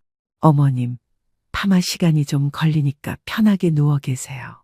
어차피 중화하고 지금 케어 중이라 누워도 상관없으세요. 바로 머리를 감아야 하니 샴푸대에 편히 기대 있으라는 말에 저는 구석으로 갔습니다. 그런데 가림막 너머로 익숙한 목소리가 들려오는 거예요. 처음에는 대수롭지 않게 생각했는데 자세히 들어보니 우리 며느리 혜진이 목소리였어요. 다른 미용사분과 대화를 나누고 있더라고요. 머리 좀 간단히 다듬으려고요. 요즘 시어머니 때문에 스트레스 받아 죽겠어요. 귀가 번쩍 뜨였어요. 설마 저 얘기인가 싶어서 숨을 죽이고 들었죠. 어머님이 뭘 하시길래요? 매번 반찬해서 가져오시는데 솔직히 말하면 다 버려요. 냉장고에 자리만 차지하고 있어서 짜증나거든요. 너무 짜고 기름지고. 요즘 사람들 입맛이 아니에요. 그 순간 머리가 하얘지는 걸 느꼈어요. 제가 정성스럽게 만든 반찬들을 다 버렸다니. 미용사분이 그래도 정성인데 좀 그런 거 아니에요 라고 하니까 혜진이가 더욱 신랄하게 말하더라고요. 정성이요? 본인이 해주고 싶어서 하시는 거죠. 저희가 달라고 한 적도 없는데 자꾸 가져오시니까 부담스럽거든요. 그리고 맨날 연락 없이 오셔서 깜짝깜짝 놀라게 하시고. 아, 그런 어머님들이 있죠. 며느리 입장에서는 부담스럽겠네요. 맞아요. 그리고 손자까지 자꾸 보려고 하시는데 아이 교육에도 안 좋아요. 할머니가 자꾸 과자 사주고 떠받들어주니까 버릇이 나빠지더라고요. 그럼 남편분은 뭐라고 하네요? 남편은 완전 마마보이예요. 어머니가 뭐라고 하면 꼼짝도 못해요. 그래서 제가 더 스트레스 받는 거죠. 솔직히 너무 가까운데 사시는 것도 부담이에요. 그때 다른 손님이 와서 대화가 끊어졌어요. 저는 그냥 가만히 누워 천장을 바라보며 눈물을 삼키고 있었어요. 정말 바보 같았던 게 그동안 혜진이가 어머니가 해주신 반찬 너무 맛있어요. 고마워요라고 할 때마다 정말 기뻤거든요. 더 맛있게 만들어 드리려고 레시피도 찾아보고 영양도 생각해서 정성스럽게 만들었는데 다 쓰레기통으로 갔다니. 그리고 제가 손주를 사랑하는 마음까지 버릇 망친다고 표현하다니. 정말 가슴이 찢어지는 줄 알았어요. 혜진이는 계속 저에 대한 불만을 털어놓았어요. 어머니가 자꾸 같이 밥 먹자고 하시는데 솔직히 불편해요. 저희도 부부만의 시간이 필요한데 자꾸 끼려고 하시니까요. 그리고 애 생일 파티 때도 오시려고 했는데 친정 부모님들도 오는 자리에서 양가 어른들까지 오시면 너무 어수선할 것 같아서 정중히 거절했거든요. 결국 저는 그들에게 어수선하게 하는 존재였던 거네요. 미용이 끝나고 계산할 때까지 혜진이는 저를 못 본 것 같았어요. 당장이라도 일어서서 무슨 말을 그렇게 하느냐고 호통을 쳐야 했지만 막상 용기를 내지 못했습니다. 저는 주먹을 꽉 쥐고 이를 악물고 겨우 참았어요. 하지만 집에 가는 길 내내 눈물이 멈추지 않았습니다. 내가 그런 취급을 받으려고 지금까지 살아온 건가 싶었거든요. 아무리 생각해도 저는 그런 소리를 들을 이유가 없었어요. 미용실에서 들은 이야기 때문에 며칠 동안 마음이 너무 아팠어요. 그런데 그 상처가 아물기도 전에 더 큰 충격이 기다리고 있었습니다. 어느 목요일 저녁 아들이 혼자 찾아왔어요. 평소에는 혜진이와 함께 오거나 미리 연락을 하고 왔는데 그날은 갑자기 왔더라고요. 엄마, 집에 계세요? 희준아, 갑자기 웬일이야? 혜진이는? 혜진이는 집에서 민준이 보고 있어요. 엄마하고 할 얘기가 있어서 왔어요. 뭔가 심각한 표정이어서 혹시 무슨 큰일이라도 났나 걱정이 됐어요. 차라도 한 잔 내어주려고 했는데 아들이 손을 저으며 말했죠. 엄마, 앉으세요. 얘기할 게 있어요. 앉자마자 아들이 입을 열었는데 그 내용이 정말 어이없었어요. 엄마, 솔직히 말할게요. 지금 저희 경제 상황이 너무 어려워요. 집 대출 이자가 너무 부담되고 민준이 학원비에 생활비까지. 정말 빠듯해요. 그래? 그럼 뭔가 절약을 해야 하는 거 아니야? 피자, 치킨 이런 거 자주 시켜 먹지 말고. 엄마, 그런 게 문제가 아니에요. 근본적으로 돈이 부족한 거라고요. 그러더니 아들이 정말 당당하게 말하더라고요. 엄마 집을 담보로 좀 쓰고 싶어요. 대출을 좀 더 받아서 상황을 정리하려고 하거든요. 뭐라고? 내 집을 담보로? 네, 어차피 나중에는 제가 상속받을 집이잖아요. 지금 좀 써도 되지 않을까요? 엄마 혼자 살기에도 너무 큰 집이고. 정말 기가 막혔어요. 미용실에서 들은 이야기도 그렇고 이제는 제 집까지 담보로 쓰겠다고 하다니. 희준아, 엄마가 그 집 사려고 얼마나 고생했는지 알아? 직장 생활하면서 한 푼 두 푼 모은 돈으로 산 집인데 너희 아빠랑 아끼고 절약하면서 모은 돈으로 산 집이잖아. 많은 추억이 깃든 곳인데 그래서 팔 생각도 안 하고 있었어. 제 말이 끝나기가 무섭게 아들은 소리치며 말했어요. 엄마, 저도 힘들어요. 혜진이는 맨날 돈 걱정하면서 스트레스 받는다고 하고 민준이 교육비도 점점 늘어나고 엄마는 그깟 것도 못 도와줘요. 그깟 것이라고 했을 때 정말 화가 치밀어 올랐어요. 남편과 고생하며 마련한 집인데 제 유일한 추억거리고 삶의 일부인데 아무것도 아닌 취급을 당하니 화가 났습니다. 그깟 것? 희준아, 지금 뭐라고 한 거야? 아니에요. 그게 아니라 엄마, 제가 정말 절박해서 그래요. 다른 방법이 없어요.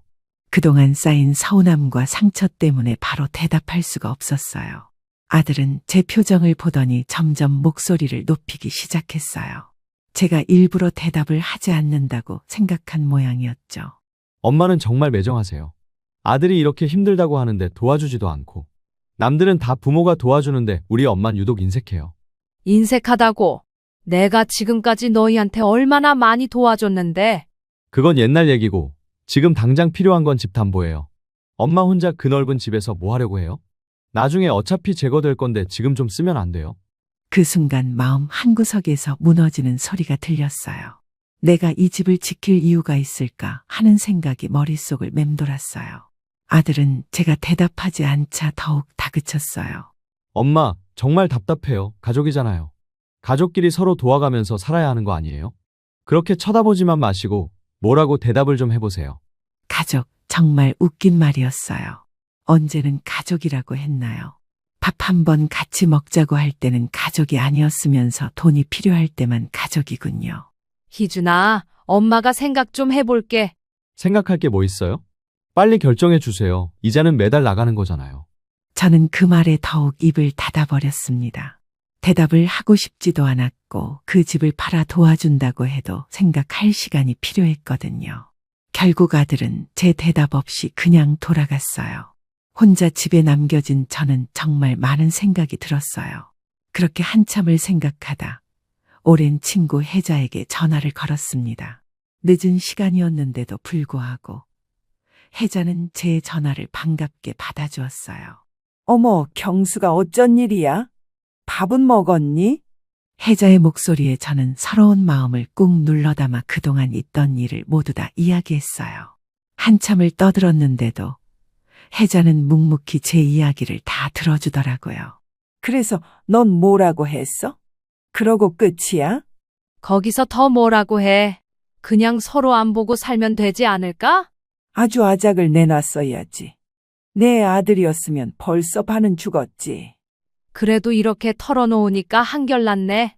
어떻게 해야 할지 몰랐거든. 경수가, 내가 딱히 너를 도와줄 수 있는 건 아니지만 이거 한마디는 확실해. 지금까지 가족들 위해서, 자식들 위해서 그만큼 살았으면 된 거야. 시대가 어느 시대인데 이젠 네 인생을 살아야지. 너무 상처받지 말고 너 하고 싶은 대로 하면서 사는 게 제일 좋은 거야. 내가 하고 싶은 대로? 응, 말 그대로야. 나 봐봐. 나처럼 자유롭게 사는 것도 나쁘지 않아. 몇십 년을 지지고 볶고 살던 그 이도 가끔씩 얼굴 보니 더 정들고. 아무튼 이제는 너를 위해 살아. 알겠어. 고마워. 늦었는데 얼른 자. 혜자와 전화를 끊고 저는 그날 밤 잠을 이룰 수가 없었어요. 아들의 말들이 머릿속에서 맴돌았거든요. 특히 어차피 나중에 제거 될 집이라는 말이 계속 귓가에 맴돌았어요. 그리고 혜자가 해준 나를 위해서 살라는 말. 그 말에 한참 고민을 하다가 새벽 4시쯤 되어서야 결심이 섰어요. 그래, 내가 왜 여기 있어야 하지? 다음 날 아침 일찍 부동산에 전화를 걸었어요. 사장님, 제 집 매물로 내놓고 싶어요. 사모님, 갑자기 웬일이세요? 이사 온 지 얼마 안 됐는데. 급한 일이 생겨서요.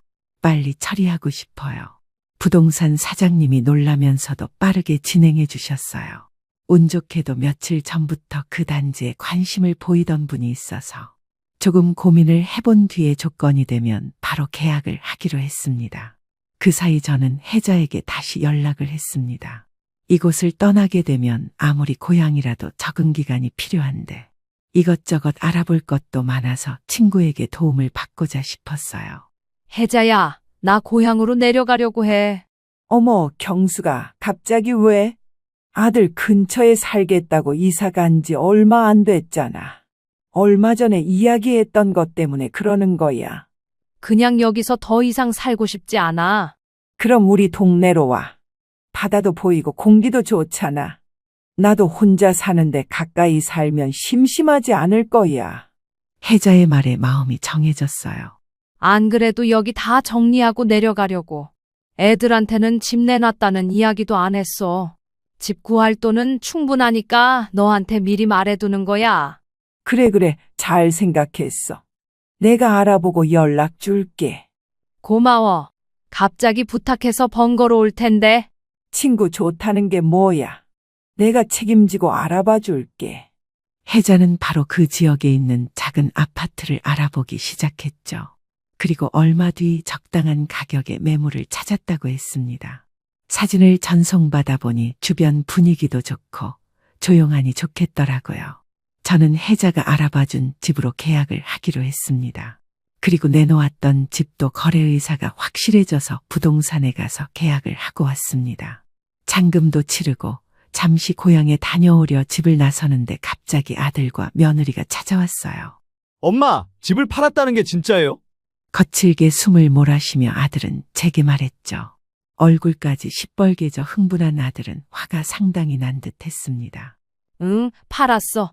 저는 차분히 대답했어요. 아들은 이 말을 짚으며 짧은 탄신을 내뱉었습니다. 확인할 게 있어서 등기부등본 떼본 게 천만다행이지. 아니 도대체 그걸 왜? 왜 미리 말씀 안 하셨어요? 저희한테 상의도 없이 어떻게 그럴 수 있어요? 며느리까지 흥분해서 말하더라고요. 상의? 내 집인데 왜 너희한테 상의를 해야 하지? 어머니, 그래도 가족인데 이런 중요한 일은 미리 얘기를 해주셔야죠. 가족이라는 말을 또 하더군요. 정말 어이가 없었어요. 혜진아, 너 미용실에서 한 말 기억나니? 네, 미용실요? 미용실 이야기를 꺼내자 며느리는 흠칫 놀라는 듯 했습니다. 하지만 이내 무슨 말을 하냐는 식으로 쳐다보더라고요. 내가 만든 반찬 다 버렸다면서? 냉장고 자리만 차지한다면서? 내가 어수선하게 한다면서? 그 순간 혜진이의 얼굴이 새하얗게 변했어요. 아들도 뭔 소린지 모르겠다는 표정으로 혜진이를 바라보더라고요. 어머니, 그건. 그리고 희준아, 너는 내 집을 어차피 나중에 내 거 될 집이라고 했지. 그깟 것도 못 도와주냐고 했고, 그리고 등기부 등본을 갑자기 왜 확인해? 혹시라도 너한테 명의 이전이라도 해줬을까봐? 그럴 생각은 꿈에도 하지 않는 게 좋을 텐데, 네가 내뱉은 말 감당할 수 있겠어? 다시 주워 담을 수 있겠냐, 이 말이야. 이제 아들도 당황하기 시작했어요. 엄마, 그때는 제가 너무 급해서. 그래, 너희 거였구나. 그럼 내가 왜 여기 있어야 하지? 그리고 그걸 왜 당연하게 생각하니? 뭘 믿고 당연히 너희 것이 될 거라고 생각하는데? 그러자 둘 다 태도가 바뀌더라고요. 어머니, 저희가 잘못했어요. 앞으로 더 잘할게요. 집 팔지 마세요. 엄마, 제가 말을 잘못했어요. 미안해요. 하지만 이미 늦었어요. 계약서에 도장까지 찍고 잔금 처리까지 했는걸요. 이미 계약했어. 이제 돌이킬 수 없어. 너희가 뭐라고 해도 곧 이 집도 정리하고 통영으로 내려갈 거야. 말릴 생각은 하지 말아라. 그러자 며느리가 진짜 본성을 드러내기 시작했어요. 어머니, 그럼 저희는 어떻게 해요? 상속도 생각해야 하는 거 아니에요? 민준이 장래도 있고. 상속? 내가 언제 너희한테 상속해준다고 했니? 당연히 아들이 상속받는 거 아니에요? 어머니가 돌아가시면 저희가. 정말 웃기지도 않네. 내가 죽을 날을 받아놓은 것도 아니고 너희들 지금 그 말 무슨 뜻으로 하는 건지 알고나 하는 거야? 아니, 저희가 못할 말을 한 것도 아니고요. 엄마가 너무 예민하게 반응하는 거 아니에요? 언젠가 겪을 일이잖아요. 정말 뻔뻔하더라고요. 제가 죽기만 기다리고 있었던 거예요. 아들까지 합세해 오히려 저를 예민한 사람 취급을 해버리니 기가 막혔어요. 그럼 내가 죽을 때까지 기다려. 나는 내 돈으로 내가 살고 싶은 곳에서 살 거야. 그건 또 무슨 소리세요? 말 그대로야.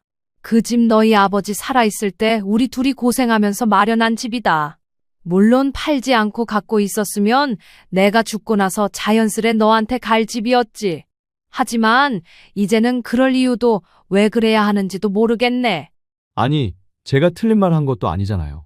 틀린 말 아니지. 그렇다고 옳은 말도 아니잖아. 난 통영으로 내려갈 거다. 거기서 살 집도 구해놨고 더 이상 너희들한테 얽매여서 살고 싶지 않아. 나 지금 나가봐야 하니 나중에 다시 와라. 저는 집을 나서면서 한편으로는 속이 후련했습니다. 뒤에서 수군거리는 아들 며느리는 뒷전이었어요. 그날 이후로 아들과 며느리가 번갈아가며 찾아와서 집 매매를 취소하라고 했어요. 며느리는 손주까지 들먹이더라고요.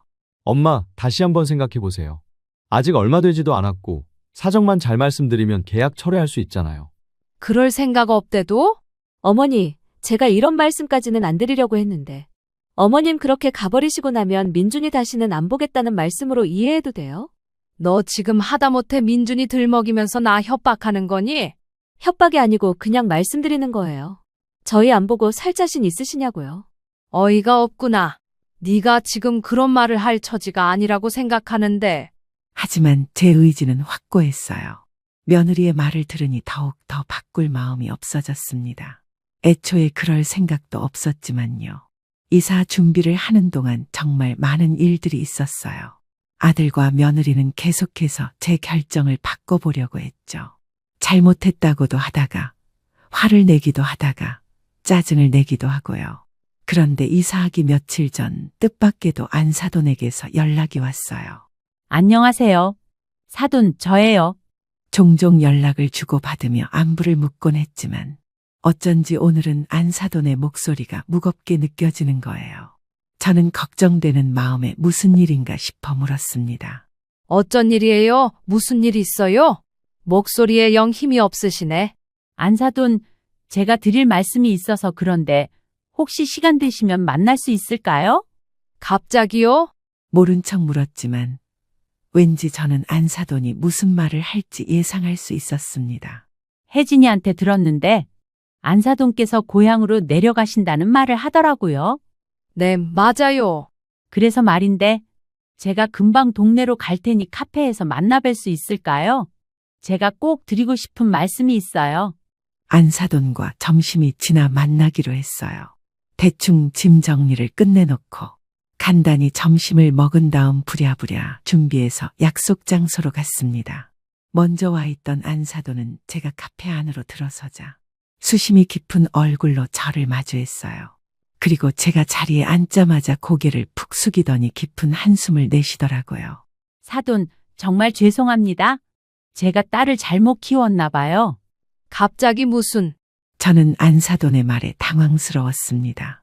다짜고짜 미안하다는 말을 하는 것도 그렇고 사과받을 사람은 따로 있는데 아무런 죄도 없는 안사돈이 저에게 이런 말을 하는 상황이 불편했어요. 혜진이한테 다 들었어요.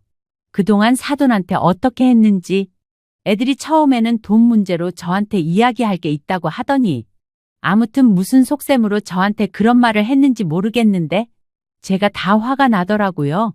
안사돈은 그동안 있던 모든 일에 대해 들었다고 했습니다. 희준이와 혜진이가 자신들의 편을 들어달라고 이야기한 것일지는 모르겠지만 안사돈은 두 사람의 말을 듣고 화가 났다고 했어요. 그러더니 눈물을 글썽이기 시작하더라고요. 제가 혜진이를 한참 혼냈어요. 어떻게 시어머니한테 그럴 수 있냐고. 너도 언젠가 시어머니가 될지도 모를 입장인데 입장 바꿔 생각해 보라고요. 그랬더니요? 처음엔 이해도 못 하더라고요. 혜진이도 어려서 제가 겪은 시집살이 다 보고 자랐거든요. 그거랑은 조금 다른 문제겠지만 반대로 네가 이런 일을 겪었으면 지금 내뱉은 말 그대로 할 수 있겠냐고. 부모를 알아도 너무 우습게 안 거 아니냐고요. 안사돈은 자신이 겪었던 일까지 이야기하며 몇 번이고 미안하다는 말을 했어요. 정작 사과해야 할 사람들은 연락조차 없는데 말이죠. 그동안 안사돈이 우리 혜진이 얼마나 잘 챙겨주셨는지 잘 알고 있어요. 반찬 만들어서 가져다 주시고 민준이 돌봐주시고 급할 때마다 도와주시고. 그런데 혜진이가 그걸 당연하게 여기고 몹쓸 짓을 했어요. 안사돈은 목소리를 떨며 계속 말했습니다. 혜진이가 미용실에서 안사돈 흉을 봤다는 얘기도 우연히 들었어요. 정말 창피해서 어디 가서 얼굴을 들 수가 없어요. 제가 딸을 잘못 키운 탓이죠. 저는 순간 그날의 기억이 떠올랐습니다. 눈물을 흘리며 집으로 돌아오던 날, 정말 비참하기 짝이 없었죠. 안사돈 그만해요. 이미 지난 일이에요. 아니에요. 저도 잘못했어요. 그동안 혜진이가 시댁 일로 스트레스 받는다고 할 때마다 그래. 네가 참아야지라고만 했지. 이런 일이 있을지는 생각도 못하고 안사돈 입장을 생각해보지 못한 게 정말 죄송스러울 따름이에요. 어느새 저희 눈에도 눈물이 글썽이기 시작했습니다. 제 마음을 조금이라도 알아주는 사람이 있다니 그게 얼마나 감격스럽던지요. 그 뒤로도 안사돈은 한참을 이야기했습니다. 그러다 가방에서 봉투 하나를 꺼내더라고요. 이 방법이 맞는지 모르겠지만 받아주세요. 그동안 안사돈이 민준이한테 사주신 것들, 반찬값, 돌봐주신 것들 다 계산해서 가져왔어요. 이게 뭐예요? 이런 거 바라고 해준 게 아니에요. 왜 날 줘요? 제가 딸을 잘못 키웠어요. 제가 진작에 교육했어야 하는 건데 이제 와서 가족이라고 할 자격도 없는 애들이지만 제 마음이라고 생각하고 받아주세요. 그 말을 듣는 순간 정말 울컥했어요. 그동안 정말 가족 대접을 받고 싶었거든요. 꼭 금전적인 부분이 아니더라도 저를 인정해주면 하는 작은 바람이었습니다. 그리고 정말 부끄러운데요.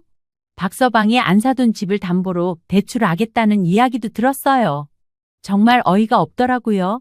그래서 저도 애들한테 이야기했어요. 앞으로는 양가 그 어느 누구도 너희를 도와주지 않을 거라고요. 경제적 지원 따위는 일절 없을 거라고 했어요. 사돈, 제가 다 민망하네요. 괜히 사돈까지 이런 무거운 마음을 갖게 하고요. 그런 말 마세요. 애들이 아직 철이 없어서 그래요. 안사돈이 얼마나 고마운 존재인지를 몰랐던 거예요. 살아계실 때 잘하라고 이제 와서 후회해도 늦는다고 잘 단돌이 해놨으니 당분간은 조용할 거예요. 안사돈은 눈물을 훔치며 말을 이었어요. 그동안 애들 걱정하시고 가족 생각하시는 마음 누구보다 잘 알거든요. 제가 대신해서라도 감사하다는 말씀 꼭 드리고 싶었어요. 그 말 한마디에 제가 비로소 사람 대접받는 기분을 느꼈어요. 그동안 얼마나 인정받고 싶었는지 한 줄기 눈물이 뺨을 타고 조용히 흘러내렸습니다. 고마워요. 정말 고마워요. 혜진이가 진짜 반성하고 있어요. 이제라도 잘못을 깨달았으니까 혹시 마음을 바꿔주실 수는 없을까요? 하지만 저는 고개를 저었어요.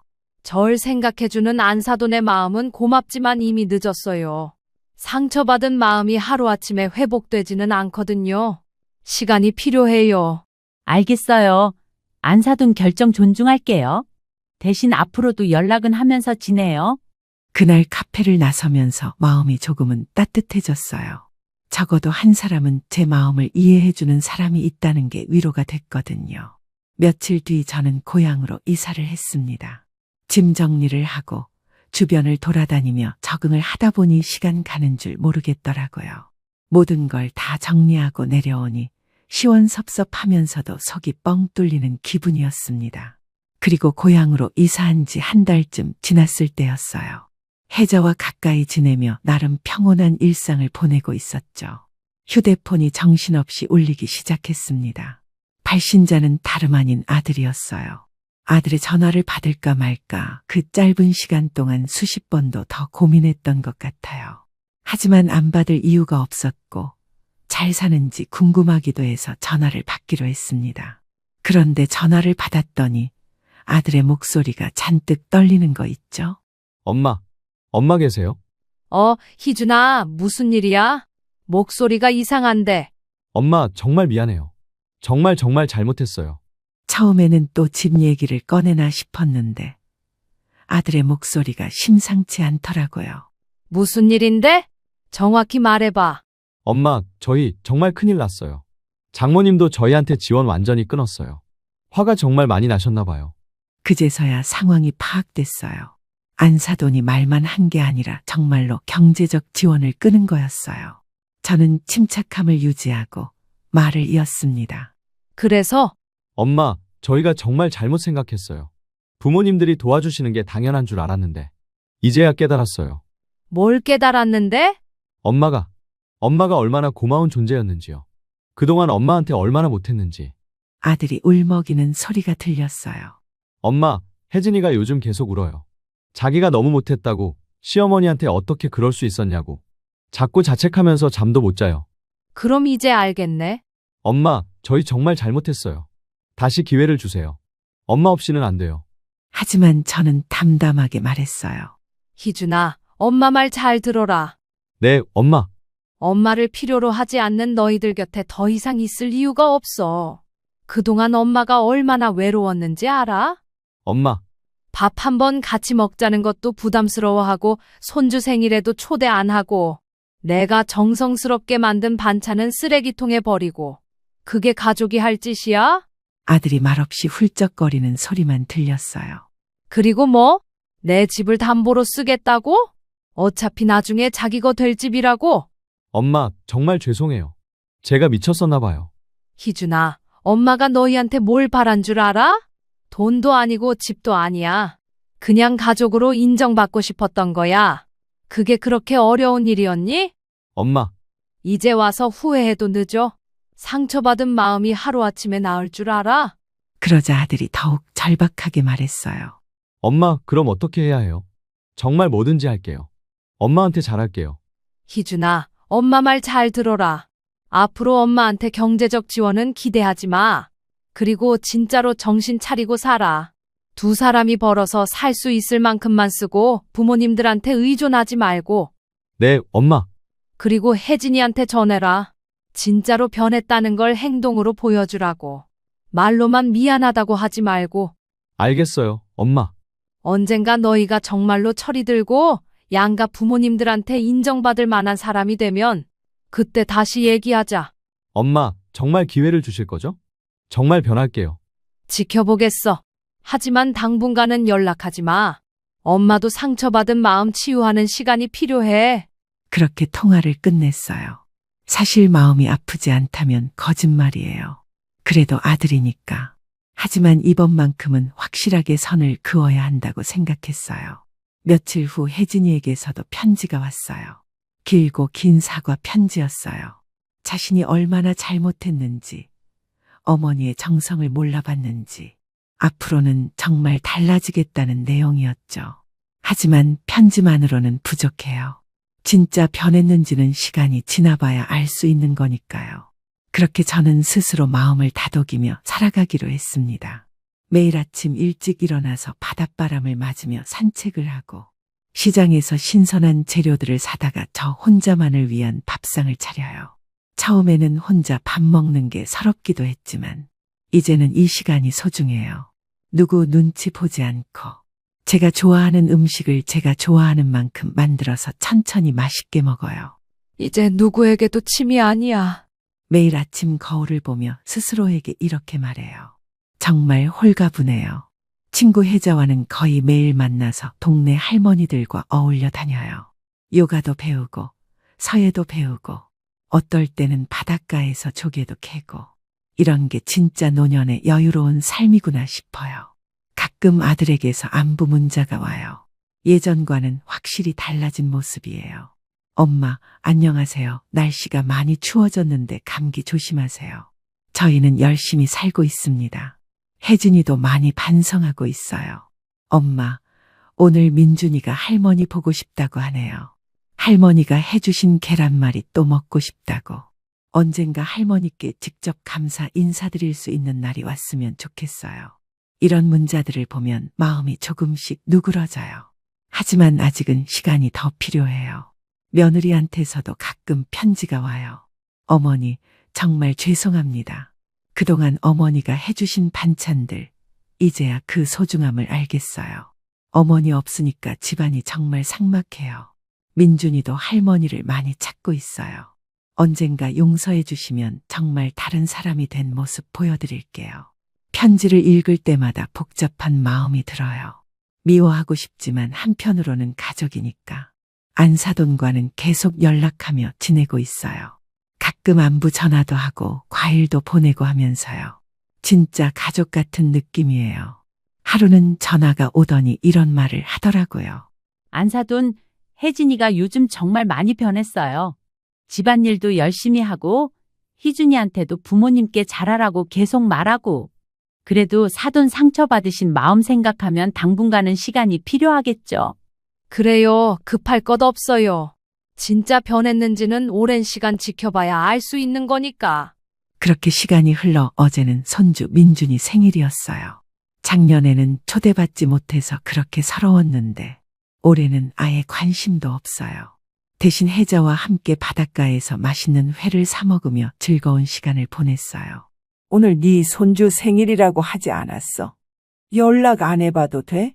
연락할 일이 뭐가 있어. 솔직히 이젠 별로 생각도 안 나. 그래도 하나밖에 없는 손주잖아. 보고 싶지 않아? 그런 뜻이 아니라 작년 이맘때 겪었던 그 감정. 그것들을 겪어도 되지 않으니 마음 편해서 하는 말이야. 물론 민준이 보고는 싶지. 그래도 너랑 이렇게 자유롭게 하고 싶은 거 하면서 사는 게 훨씬 낫다. 왜 진작에 이러지 않았나 싶어. 너도 참 연락하고 싶으면 먼저 해봐. 나중에 괜찮아지면 그때 하려고. 지금은 아니야. 혜자는 늘 그랬듯 제 이야기를 귀 담아 들어줍니다. 제가 이곳에 내려온 뒤로도 많이 의지하고 있고요. 묵묵히 제 이야기를 들어주는 것만으로도 얼마나 큰 위안이 되는지 모릅니다. 혜자와 헤어지고 나서 집으로 돌아왔는데 오랜만에 휴대폰 알람음이 울렸습니다. 아들 며느리에게 오는 연락을 구분지으려고 걸어둔 별도의 알람음이었어요. 아들에게서 사진이 왔는데 손주의 생일 파티 사진이었어요. 민준이가 생일 케이크 앞에서 할머니도 같이 있었으면 좋겠다고 하는 사진이었어요. 그 모습을 보니 마음이 조금 아프기도 했지만 그래도 예전만큼 울컥하지는 않았어요. 메시지를 확인하고 사진을 들여다보는데 희준이에게서 전화가 왔어요. 엄마, 저예요. 식사는 하셨어요? 그래, 혜자랑 먹고 들어와서 쉬고 있어. 어쩐 일이야? 민준이 생일이어서 저희끼리 조촐하게 파티했어요. 사진 보셨죠? 그래, 봤어. 민준이한테 축하한다고 전해줘라. 알겠어요, 엄마. 그리고요. 희준이는 잠시 뜸을 들이더니 말을 이어갔습니다. 저희가 정말 많이 변했어요. 혜진이도 계속 반성하고 있어요. 그래, 다행이다. 엄마, 언제쯤 다시 만날 수 있을까요? 희준아, 엄마가 언젠가 마음의 준비가 되면 연락할게. 그때까지 잘 살아라. 네, 엄마 기다릴게요. 솔직히 말하면 완전히 미워할 수는 없어요.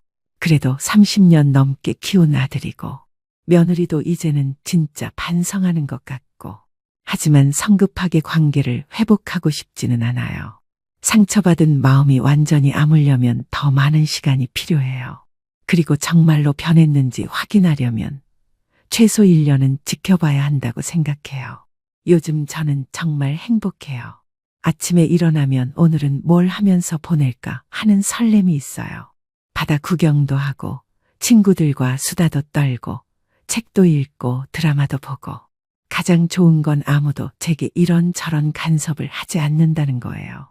해전에 집에 가고 싶으면 가고 동네 할머니들과 수다 떨고 싶으면 떨고 진짜 자유로워요. 때로는 혼자라서 외롭기도 해요. 특히 밤에 혼자 TV 보고 있으면 문득 가족들이 그리워지기도 하고 하지만 무시당하며 사는 것보다는 혼자 있는 게 훨씬 낫다는 걸 깨달았어요. 지난주에 안사돈이 찾아왔을 때 이런 말을 했어요. 안사돈 보니까 정말 편해 보여요. 얼굴도 밝아지고 역시 스트레스 받지 않으니까 좋으시죠? 맞아요. 정말 스트레스가 없어요. 누구 눈치 보지 않아도 되고 내 집에서 내 마음대로 살 수 있고 앞으로 아들 가족과 다시 만날 날이 올까요? 아마 올 거예요.